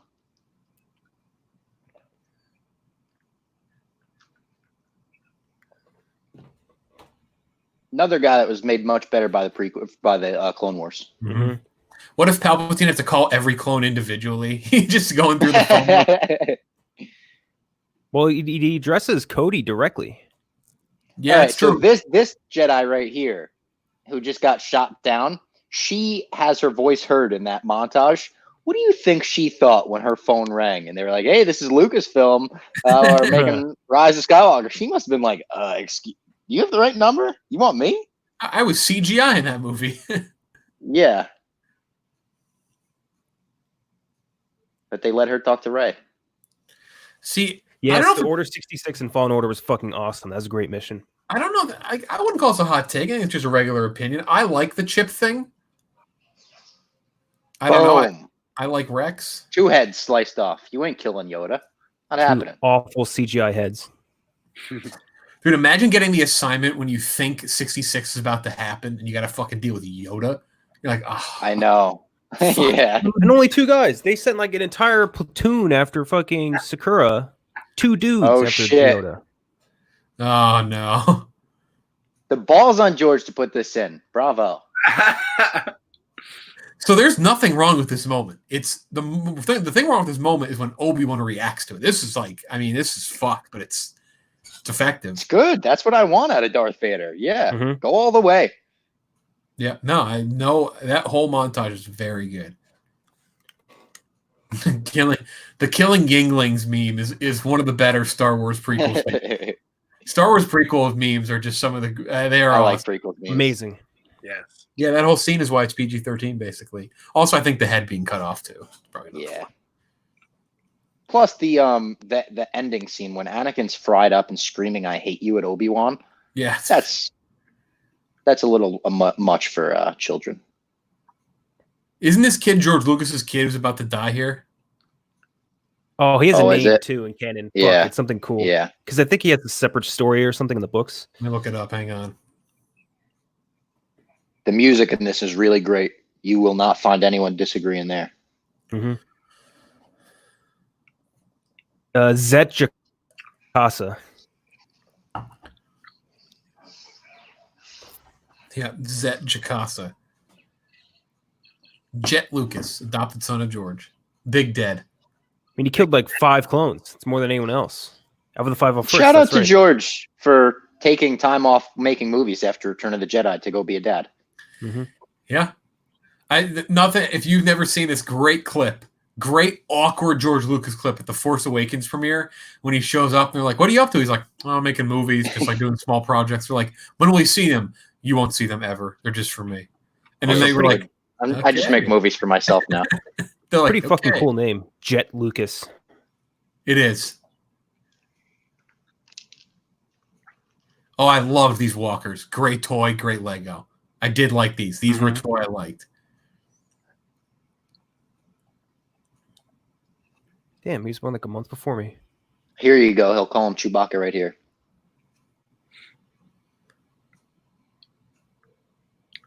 Yeah, They're like, remember when he roared?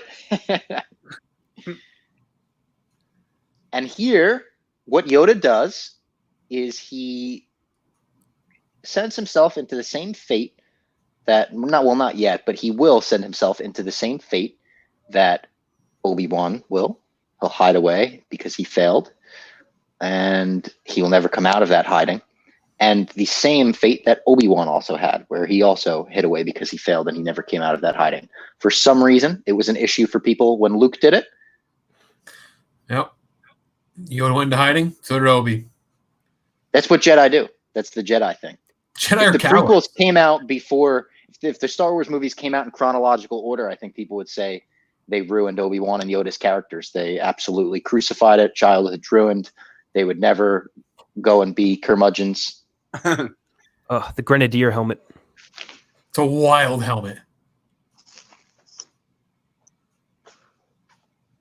Grievous, cool ship. Sick ass ship. It's like a Rolls Royce.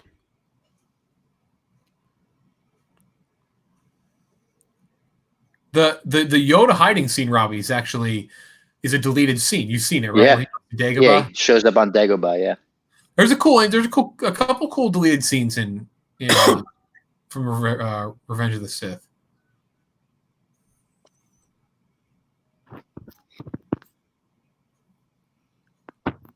Jedi can't take an L and then learn from it. It's true.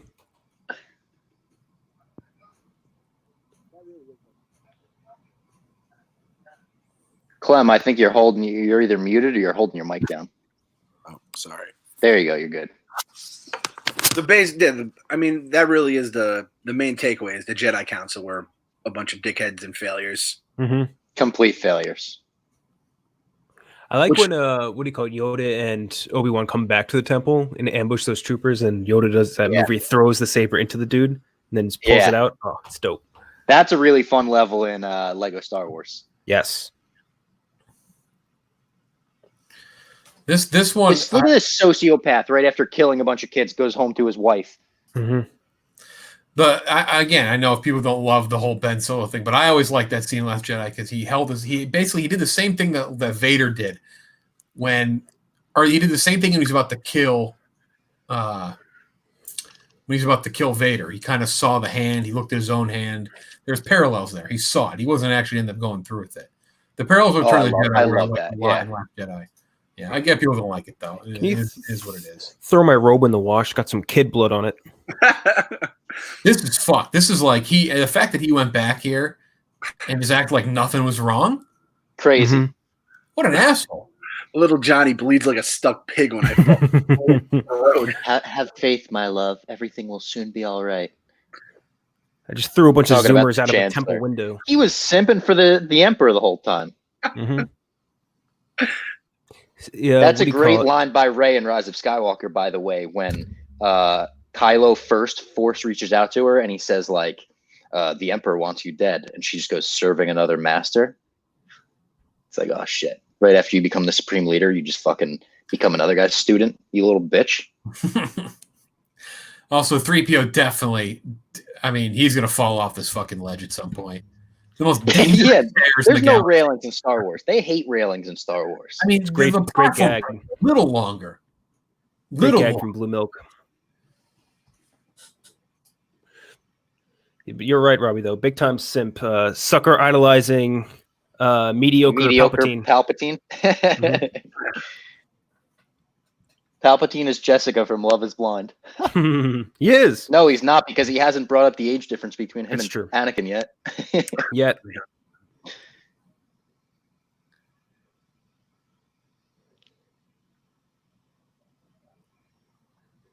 I would love to have a real droid. Right. Imagine how much they would come in handy during this quarantine if we had a droid to hang out with. Oh, they'd come in. Yoda Even like a looks- little Dio. Like a little Dio. Oh. Just said, no, thank you. Oh, never mind. Yoda looks really good there. Yeah, he does. CGI looks really good with Yoda right there. Man, fucking Bill got his sash or whatever that thing he's wearing. It's so cool. The poncho thing. Yeah. So dope.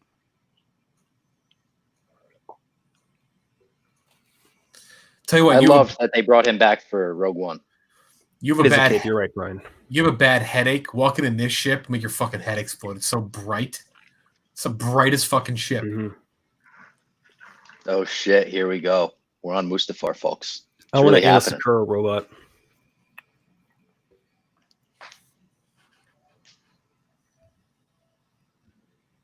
Someone said 2005 is like an inflection point where CGI got very good. A lot of these movies were actually like big advancements made for CGI. Yeah. They Cutting edge made stuff. in these movies, yeah. And credit to ILM has always been at the front of that. And this is the same planet that Kylo starts in Rise of Skywalker, right? Yeah, Uh-huh. Same Yep. yeah. And this is in Rogue One as well. The castle. Yep, Vader's castle is there. So in Rise of Skywalker, for those unaware, another thing that they explained outside of the movie, to the chagrin of many, is that when the movie starts and Kylo is murdering all those people, they were Vader worshippers that were outside of Vader's castle, and the planet didn't look the way it looked here, all lava infested, because it was healed by a Force user in the Vader Immortal VR game. Star Wars really, video they game do shows world us. building and collecting well, but they have been going overboard with it recently.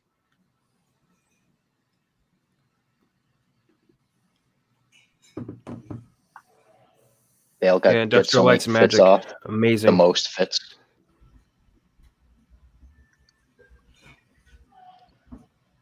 God, it's such a cool place. It's like, is it a moon, I guess? Not even really a planet because it's orbiting another place.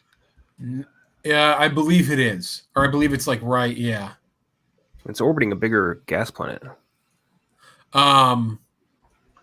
This is the murder we like right here. Yes, good murder here. Yes, good. Scarif was cool. That's one of the best things about Rogue One. Great planet. And the yeah. camo that the troopers wear there, so sick. That's like that poncho Dope. I got. That one windbreaker.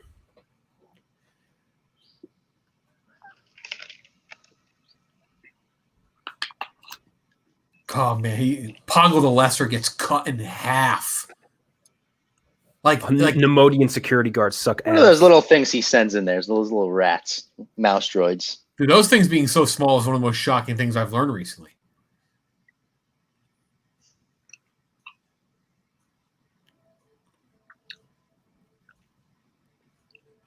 Everyone at this point, when he's not saying anything, just closing those doors, had to be like, "Ah, shit, Yeah, we're here it about is. to die, aren't we?" 501st, just no chance. Pro tip when you're fighting a Jedi, don't run headfirst at them. Like, stay as far away as possible, please. Yeah, I mean- into their lightsaber. The level of Jedi of Obi-Wan and Yoda compared to it's like, I mean, the discrepancy is huge. Huge. It's like fucking KD going to play in like one of those Rucker Park games. It's like, yeah, they're good ball players, like they're better than most of us, but it's not even close. Gavin Hitchens in the chat mentioned you can see Watt Tambor behind Anakin when his eyes are yellow. Everyone's got to look out for our guy Watt we've been talking about. He's sitting at a table, at the end of the conference room table like this. No, he's like the last one, yeah. He's the last one. He's like the second to last one to die. I think we talked about it when we did. Oh yeah, what do you mean no way Watt Tambor's in this? Fucking Watt Tambor's in this. Watt Tambor's in this, man. Look out for him. The Techno Union. Sounds like Elizabeth Holmes, Watt Tambor. Yeah. But Anakin, I bid Theranos for you. They're not nearly sad enough for seeing a pile of dead kids. Yes. Oh, this John Williams score as everything's collapsing.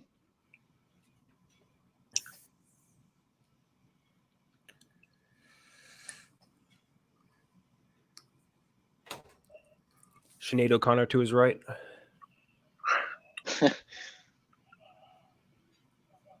Was he clapping cheeks with her? Intriguing. That's a good proposition there, Robbie. Poggle the Lesser just got cut in thirds. Not even in half. Well, there he is. There he is. Yeah, there he is. Yep. Yeah, at the end of the conference. Wonder if his dick got all weird too. It's a good question. Anakin's? No, Palpatine's when he got lightning. The next time you see that conference room, you'll see Watt Tambor's body dead and limp on the ground.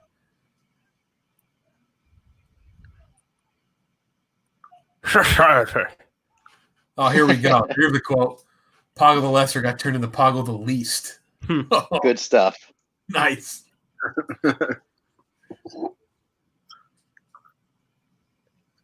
Society. Do you hate that line? I actually don't hate that line. Oh, here we go. Hold on. Sorry. It's a good line. One of the better ones, I would say. Die, bitch. Yeah, get out of here. Get out of here, Newt Gunray. Great mission. I might have started rooting for the Sith once he did that. I was like, all right, gotta go on your side now, fellas. Thanks. I don't maybe it's deliberate. I don't hate that line. I think it works with the context of the. I don't know. I never bothered me. Here's a bad line. You want a bad line you're about to get. It's the only bad. It's like really the only bad line that Obi-Wan delivers is in this span. It's from here until Obi is with Padme. It's the only time that Ewan McGregor doesn't have a great, whether it's a great performance, a bad performance, or bad line. It's one or the other.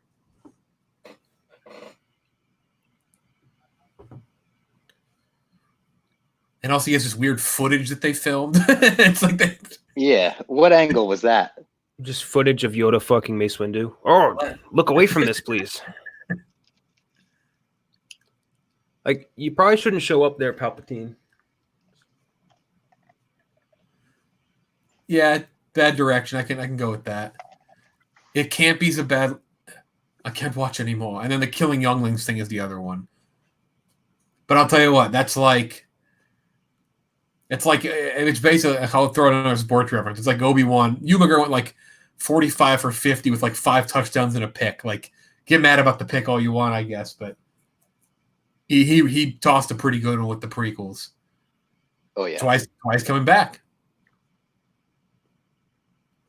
That's always been the thing I've laughed at the most is that what security camera like he just pulled up the perfect footage each time.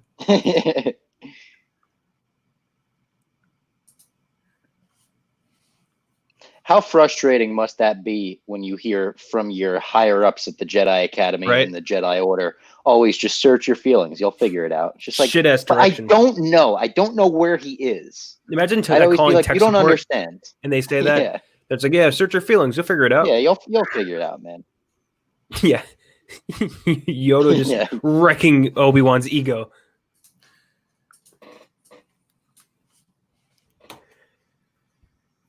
Boy, she bought all Anakin stuff, hook, line, and sinker, huh? Yeah.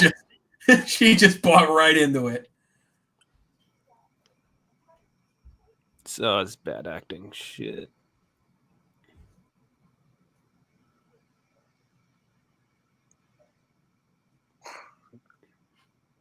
That's good. Great point right here. This is a good point.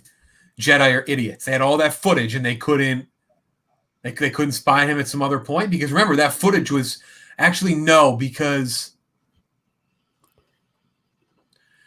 So I think the reason would that be is that that footage of Palpatine was when Palpatine arrived at the Jedi Temple after Anakin killed everyone. So that's why they had it. Not a bad point though. But the Jedi are always a step behind.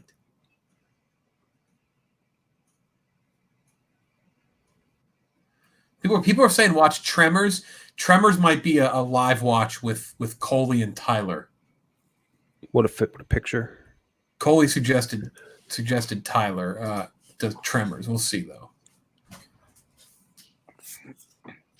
Not a great explanation for saying "help me kill your husband." He's a big threat.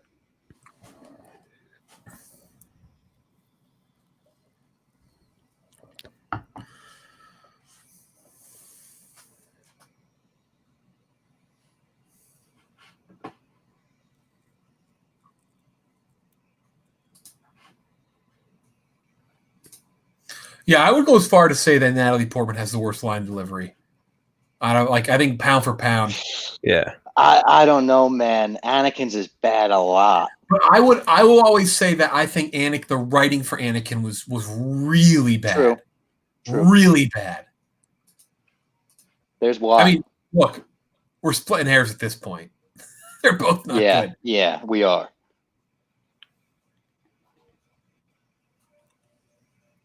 This is what I feel like every time I look outside the house during quarantine. This is what the world looks like to me right now.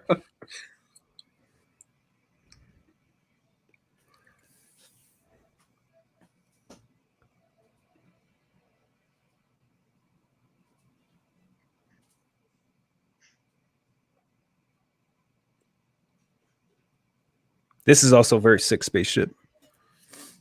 Yeah. Reminds me of that first Naboo starfighter from episode 1. Mm-hmm.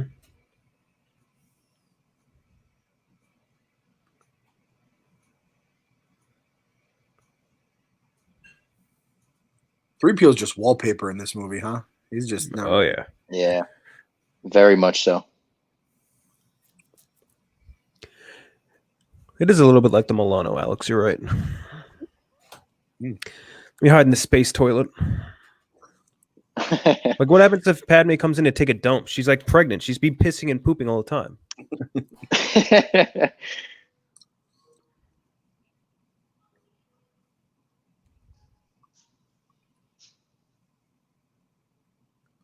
One of my favorite not so great moments in the movie is coming up.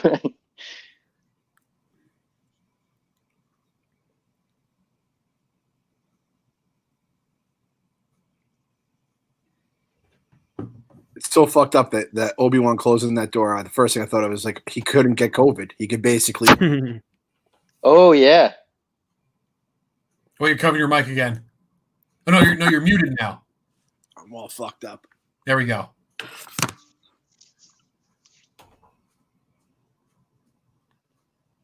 When Padme's flying in here too, she's got to know that something's up. In that, if you come into my room and I'm blasting Metallica and I've got fucking the lights off, like I'm not in the best mood. Also, just bad parenting, bringing your pregnant baby. Like you're pregnant with a baby, going to a lava planet. Those fumes can't be good for the child. That's all I'm saying. No Just way. Breathing in pure sulfur. Which is maybe part of the reason why she didn't, no spoilers. Didn't make she it. didn't really make it out of here. Yeah. Don't smoke. Don't go on roller coasters. Don't go to lava planets. Don't go to Mustafar. He's like, shit. Shit. She found out. Hey, what are you doing here? Don't come inside. Nope, don't come inside.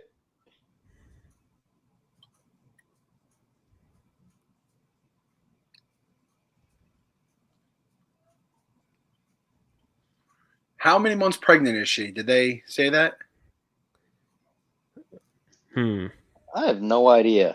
Like, I don't know She's if not showing that much, but the babies are okay when they're born. I think like 8.5 or at least, right? Yeah, she isn't showing much for twins. True. And this movie only takes place over the course of a few days, 4 days.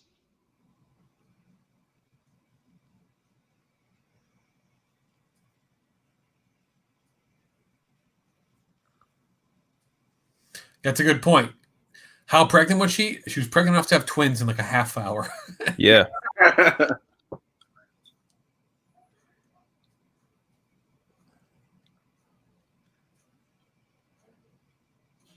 Someone said it's supposed to take place over months. Nope.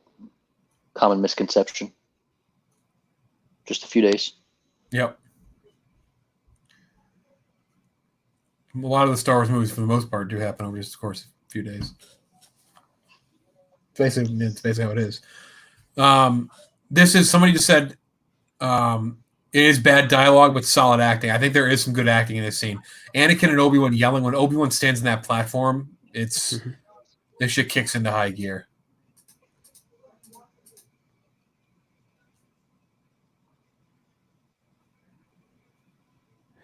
In the game, when you play as Anakin and you kill the Emperor, it's so cool.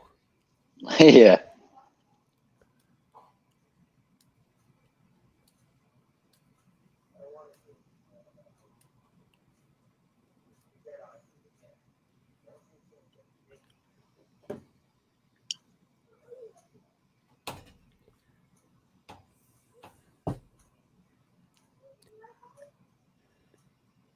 Mm-hmm. She said the thing. Yep.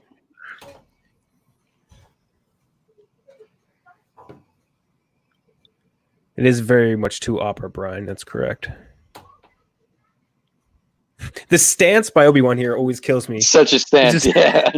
Like, sup? I mean, like, see, that does it for me, though. Like, I love that. Oh, yeah, I love So it, too. stanced up. Just, I love the stance. Just I was gonna say I feel like that's the stance of a guy that is fucking your wife, and that's Yeah, why it is.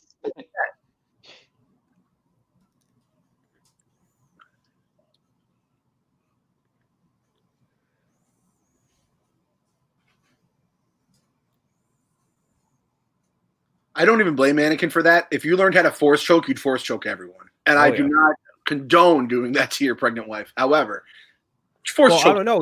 He's technically stopping the flow of Mustafar fumes into his pregnant wife. So Like that. Disrobing too. Like Obi-Wan's feeling himself right now. He probably looked dreaming of this moment, even though he would never. Oh, definitely. He's been a punk kid since the day he met him.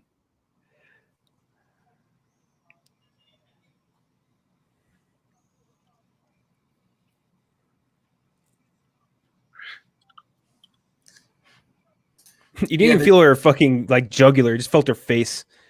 By the way, guys, Oh, amazing. can we picture. all just take a moment Willie's and talk physical. about how amazing that was today? You send that guy in to get fucking the Emperor, he's toast. No, he's bringing him out. Yeah, yeah. Yeah, the gaps. Fucking tosses the Emperor over his shoulder. The gaps in stories are different. The gap, Force Awakens, Last Jedi are 2 days. Rest of the year. All the other movies are mostly years. The timeline one though that even the Lucasfilm people can't explain is Empire Strikes Back. No one at Lucasfilm will not put a timeline on Empire Strikes Back because it's not really explainable. Yeah, the Dagobah stuff doesn't completely add up. The goat though, which I think is fine. Yeah, it like doesn't need to. It's God, never Empire's needed to. I may rewatch Empire after that. I gotta watch Westworld. But if I wasn't watching Westworld, I might rewatch Empire. Here it is. Yeah, here we Oh, go. hell yeah. One of the best tumbles of all time. Oh, that Emperor's about rules. to take.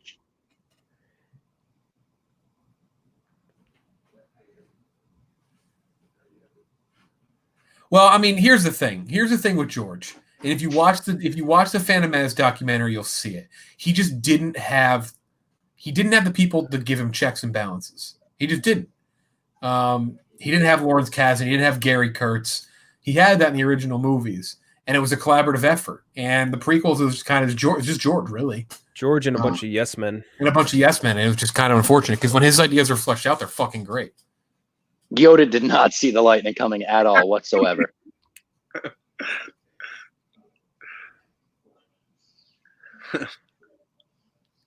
They're about to go on the "this is useless" gif where they do like the Twirls. Mm-hmm. yeah.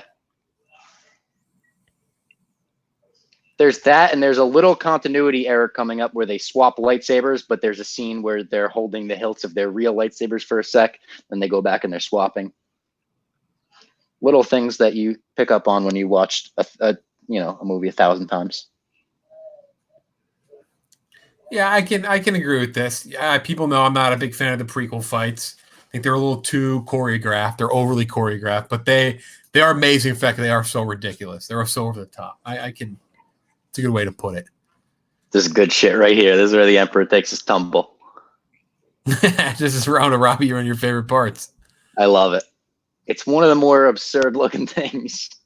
It's over, Steve Zahn. His robe going up. It's just fantastic.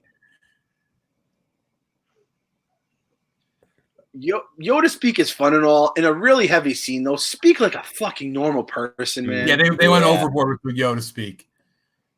Because he doesn't speak like that in the originals. He just doesn't. This is a good catch. He's wearing slacks. Padme's wearing slacks underneath the robe. Yeah, he doesn't freeball it. I mean, Yoda's wearing like a burlap sack. Yeah.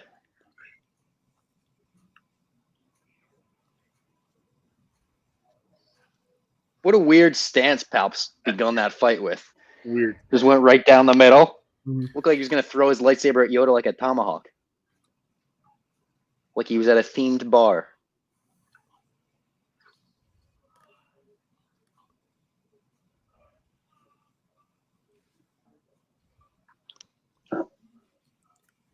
MMA. Oh, what a kick. What a kick. See the Jorge Masvidal flying knee. I love this where they just keep doing the same move to each other, basically. So here I think they swap soon. Love that they gave us a lightsaber battle in the Senate room. Good spot for it. The only part about this that annoyed me is Palpatine throwing like 1,000 chairs, and then Yoda takes like 20 minutes to throw one. I know he puts the spin on it, but still. He's like, I got to add a little English to this. He does throw the spin, yeah.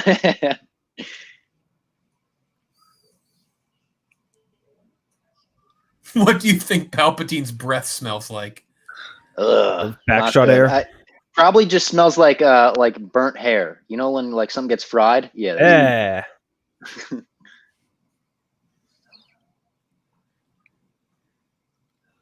There's a whole behind the scenes thing about that one shot where they tore the lightsabers.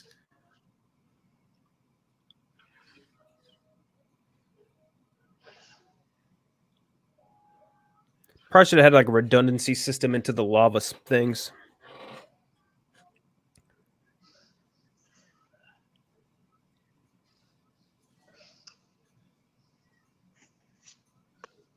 I feel like that's the same alarm from A New Hope, or there's something. I feel like I've heard that alarm before. Oh, yeah.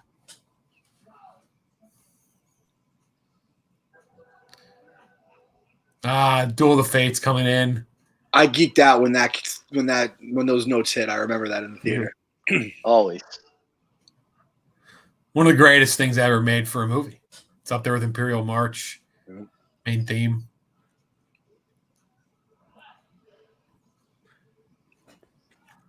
Oh, the scratching of his nail on that one at the end of this fight freaks me out. Yeah.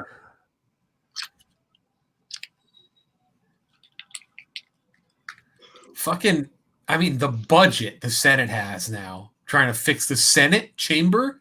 How many things they got to replace? They got to be like, dude, what the fuck, man? You just told us the Jedi were the problem? How much money we got to spend repairing this shit? I like to imagine like the janitor walking into the Senate room with a pizza like Donald Glover in Community while this is all going on. Just like, Walks right out. That's a really funny thing in the Robot Chicken Star Wars. The janitor is always at the bottom of the places where people fall. Like Darth Maul falls, and then like the Emperor falls, and he just under his breath, he's like cleaning up. He's like, what are they always doing up there? Oh yeah, here it is. Oh yeah, I don't like I I hate that. Cut your nails, motherfucker. You old bitch.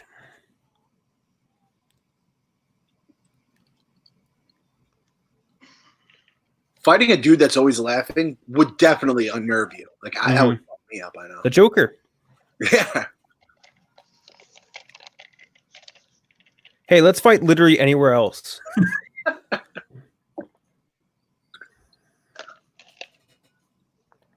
Yeah, they it's have right, to Blake. both be regretting it right now. It's a good point, Blake. The second that Jedi don't have the high ground anymore, they're like, all right, fight over.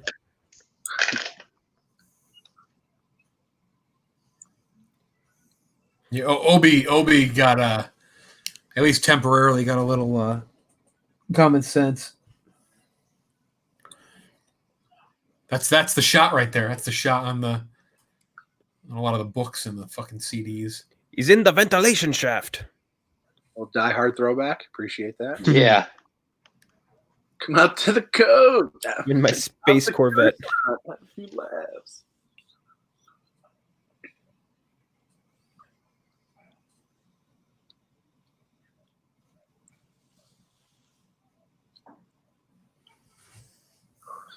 Captain Kagi. What is that? One of the clones?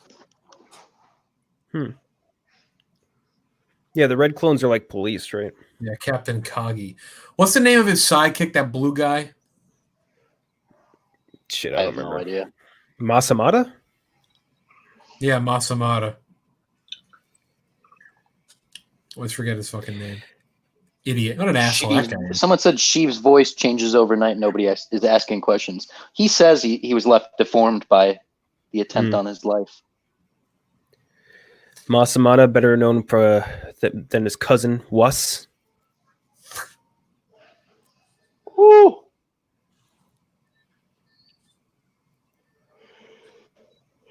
So this is the scene that they do in a minute or whatever. It's the documentary. It's like an hour-long documentary about just like this one part of the movie. It's pretty good.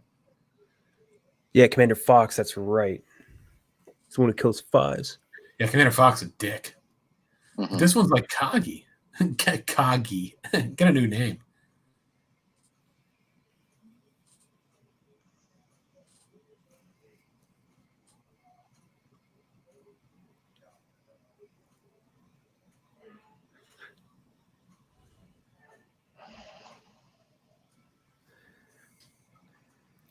Can't they just take like a timeout and be like, hey, let's go to land? Yeah. Pause. Yeah. We're civil enough to stop for 5 minutes. Hold on.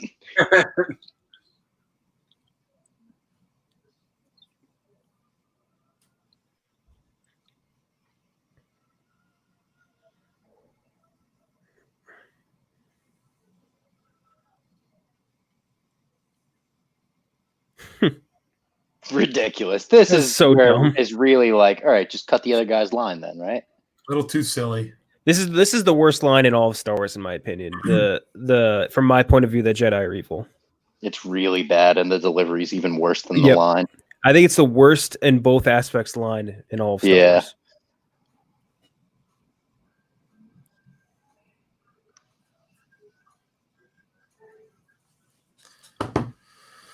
I just can't imagine anyone ever saying anything like that in any argument. Mm-hmm. It's the most your point is unnatural thing ever. Well, from my point of view, the opposite of what you just said. Yeah. From a certain point of view. I mean, they'd be getting third-degree burns. And what are these things they're standing on? What are they? What are they for? Lava droids. Yeah, so the Mustafarian These just for the fight? droid, yeah. They're still working. I love this one scene because it always looks like his eyebrows got burnt off.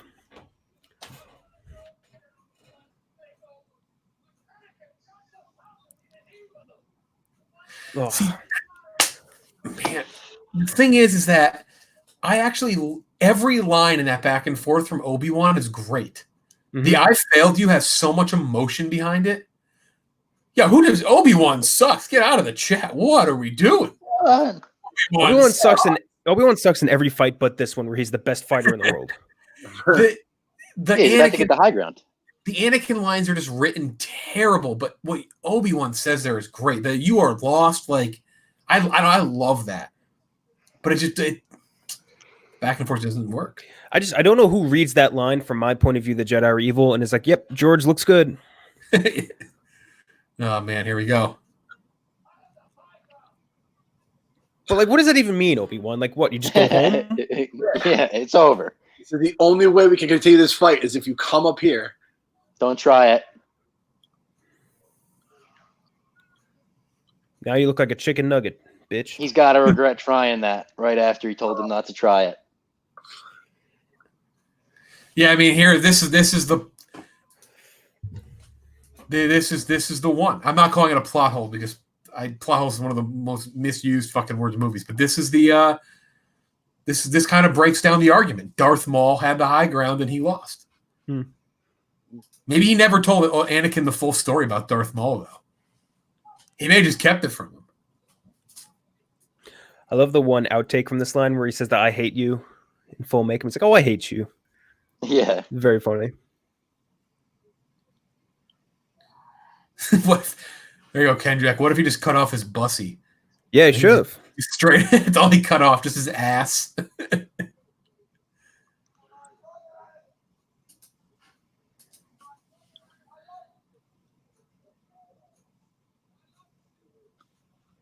I loved you. Now I'm going to watch you burn alive. Yeah, he's ignited. They just lit the end of the joint that is Anakin Skywalker's leg. Blaze up. 420. 66. Damn, that shit sucks, bro. You're fucking lighting up on fire. I'm not going to mercy kill you, though. Yeah. Yeah, this is very dark. How much time do we think passes between Obi-Wan walking away and the Emperor walking up? How long was he sitting there? An hour? They walk by each other. What's up? Good. Yeah, it's up. They give like the head nod. We'll give like a random production person when you're in that back hallway. R2, you Piccadilly whore, just going with any Jedi that picks you up. Did you see that R2 just abandoning Anakin on the side of the volcano, going with Obi-Wan?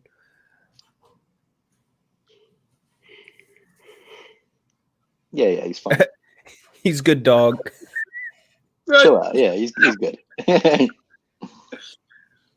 He says he wants us to be together.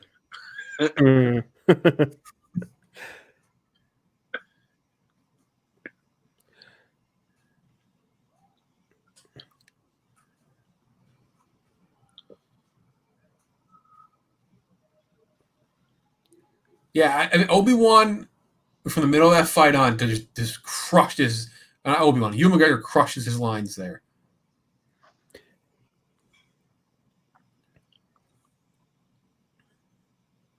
Should have cut off the metal hand. Big mistake.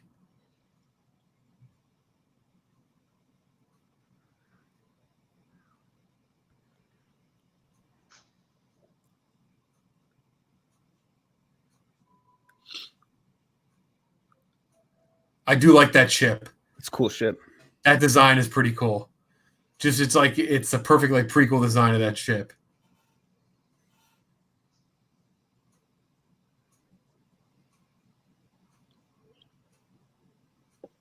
Clem, did you ever play this game, Revenge of the Sith game? No, I never did. When you guys were talking about it, I was like, damn, it sounded like a hell of a good time. This is where there's a moment where I think you kill Obi-Wan, right, KenJac? You kill Obi-Wan and then you kill the Emperor on Mustafar as well. Straight up king shit, just fucking taking over the whole thing, huh? And he says like, no, the galaxy is mine. What if those clones didn't get the memo and they thought Anakin was still a Jedi and they went there and they just killed him?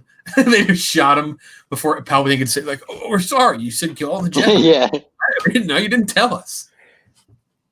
That's true. Imagine just being a native Mustafarian. You just walk up to like wherever that is, the lava mine. Like, oh, 50,000 dead people here. Do you think Palpatine had like the Emperor had a like contingency plan? Like if Anakin died, who's his like? You can't turn Yoda. There's no one else out. You're just hoping that you get Padme's kid, I guess, when they're born. Like, what do you do here? Maybe they're searching for that holocron with all the Force using kids. Yes.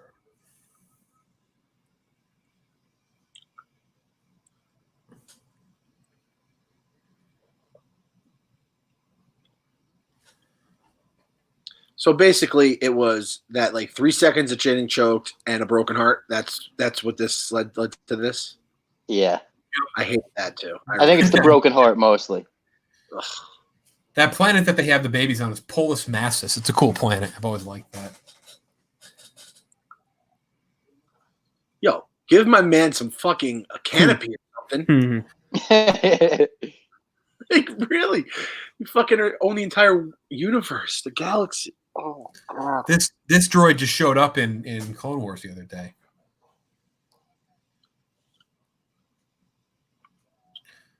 We think there's an old, wrinkly man taking her life from another planet.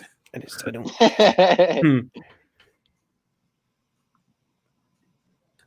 Yoda just. I never understood if Yoda knew or like what. Shitting me, are you? Totally fine, but can't explain it. Someone said there's the theory of Palpatine transferring Padme's life force to Anakin. I don't like that. That's the one I always kind of on the nose. I've always kind of rode with that one though. Really? Yeah, that to help him live. I don't know. I've always just felt like that was just kind of one that made the most sense to me. Jedi Master, he be fucking. Maybe get English-speaking robots.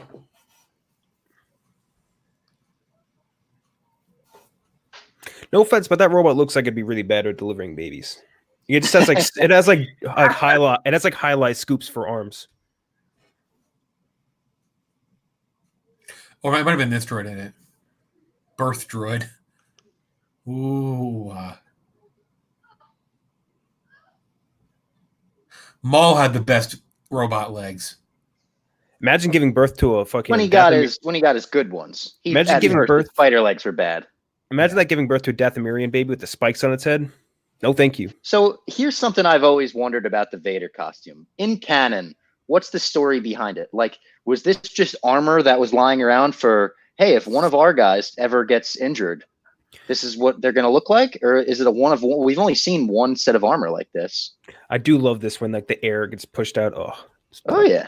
The first breath after the air seal. Yeah. They had it ready to go. No way he was going to wear this cumbersome ass thing without being burned. Ugh, that's so sick.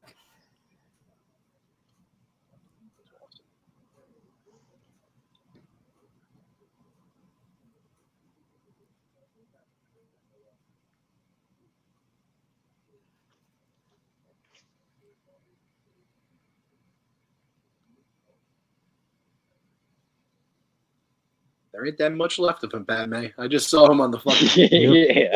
You're good, girl. Yeah, Padme, not that much. That might have burnt up. Obi-Wan's standing there and he's like, man, the last time I saw him, there really wasn't much of him either. The old Frankenstein, a little on the nose here, but it works. It's good.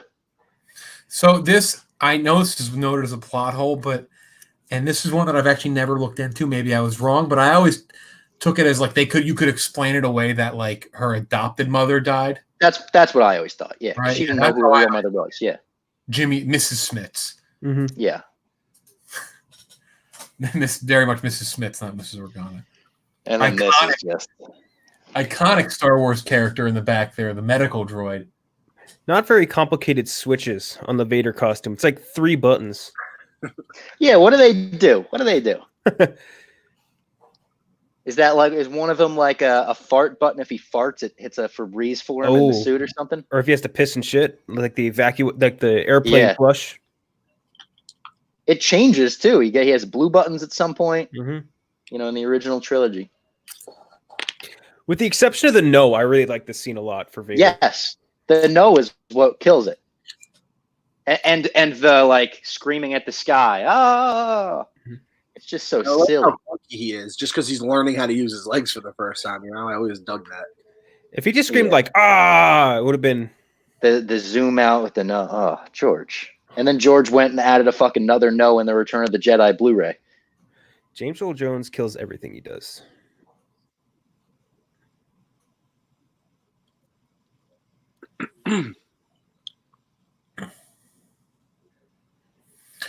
Take the girl to a lavish, expensive, rich planet. I'll take the boy to his shitty uncle and aunt. Yeah. It's the worst people alive. They're like it's like a different version of that Three Identical Strangers movie where they separated the babies at birth to see how they would be raised.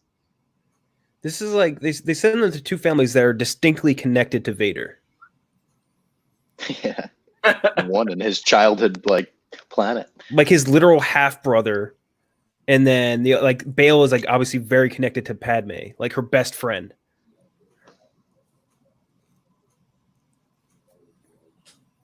Happened to Klieg? Dead. Idiot croaked.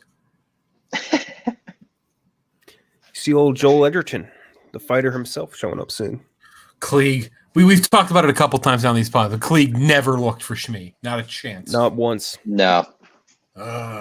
He glanced. I believe that he glanced for Shmi. Yeah. Shmi.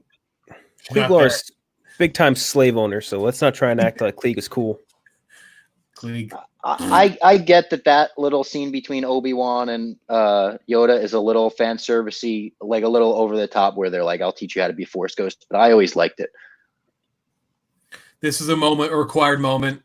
Chuckling beeps. After they say they're going to wipe your memory. Oh, we got to look for C.O. Bibble.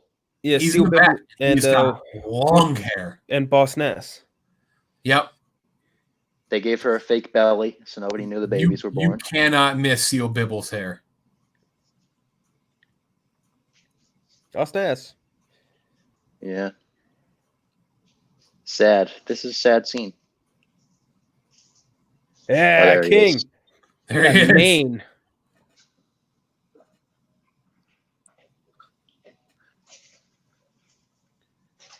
That dumbass fucking USB chip thing.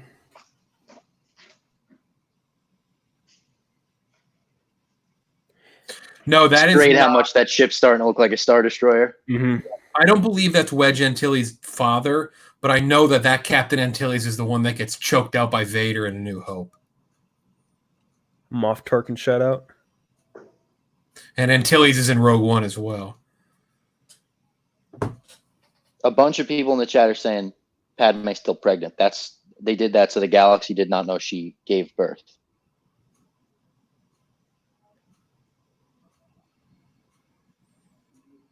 The kids are supposed to be a secret. It is Wedge's father. I didn't think it was. I guess it is.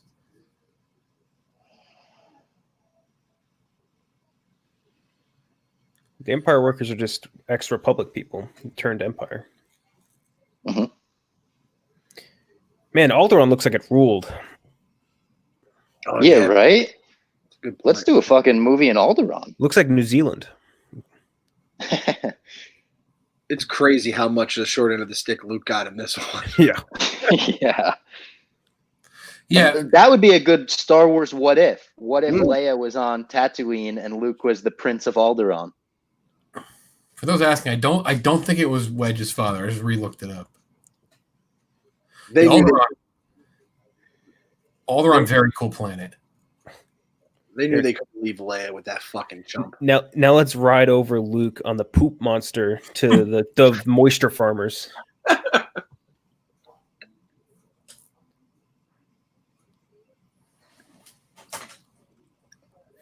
So this scene was shot while they were filming Attack of the Clones. Fun fact.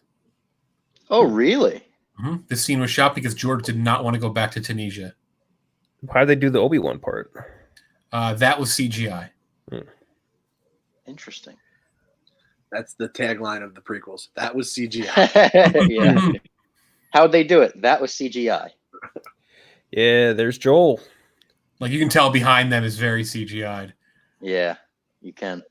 But that's them actually on this thing. All right. Oh, we did it.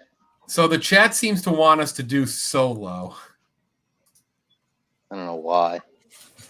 We'll do Solo. It's gonna be you guys yelling about it, me saying, "Ah, that's pretty cool." It's not offensively bad. It's just like so boring the whole way through. No, It's not boring all the way through. Wow. Come on. The chat is turned on Solo. It goes back and forth. Solo sucks. Solo. We should do a Twitter poll for Solo or Rogue One. We're gonna have to do a Twitter poll. I'm sorry. Yeah. No Solo. So I think Rogue One might win the vote. Maybe we could do a holiday special. I would love to do. I mean, that would be a watch. That'd be incredible. Regardless, we will do Rogue One. Then we'll move on to the.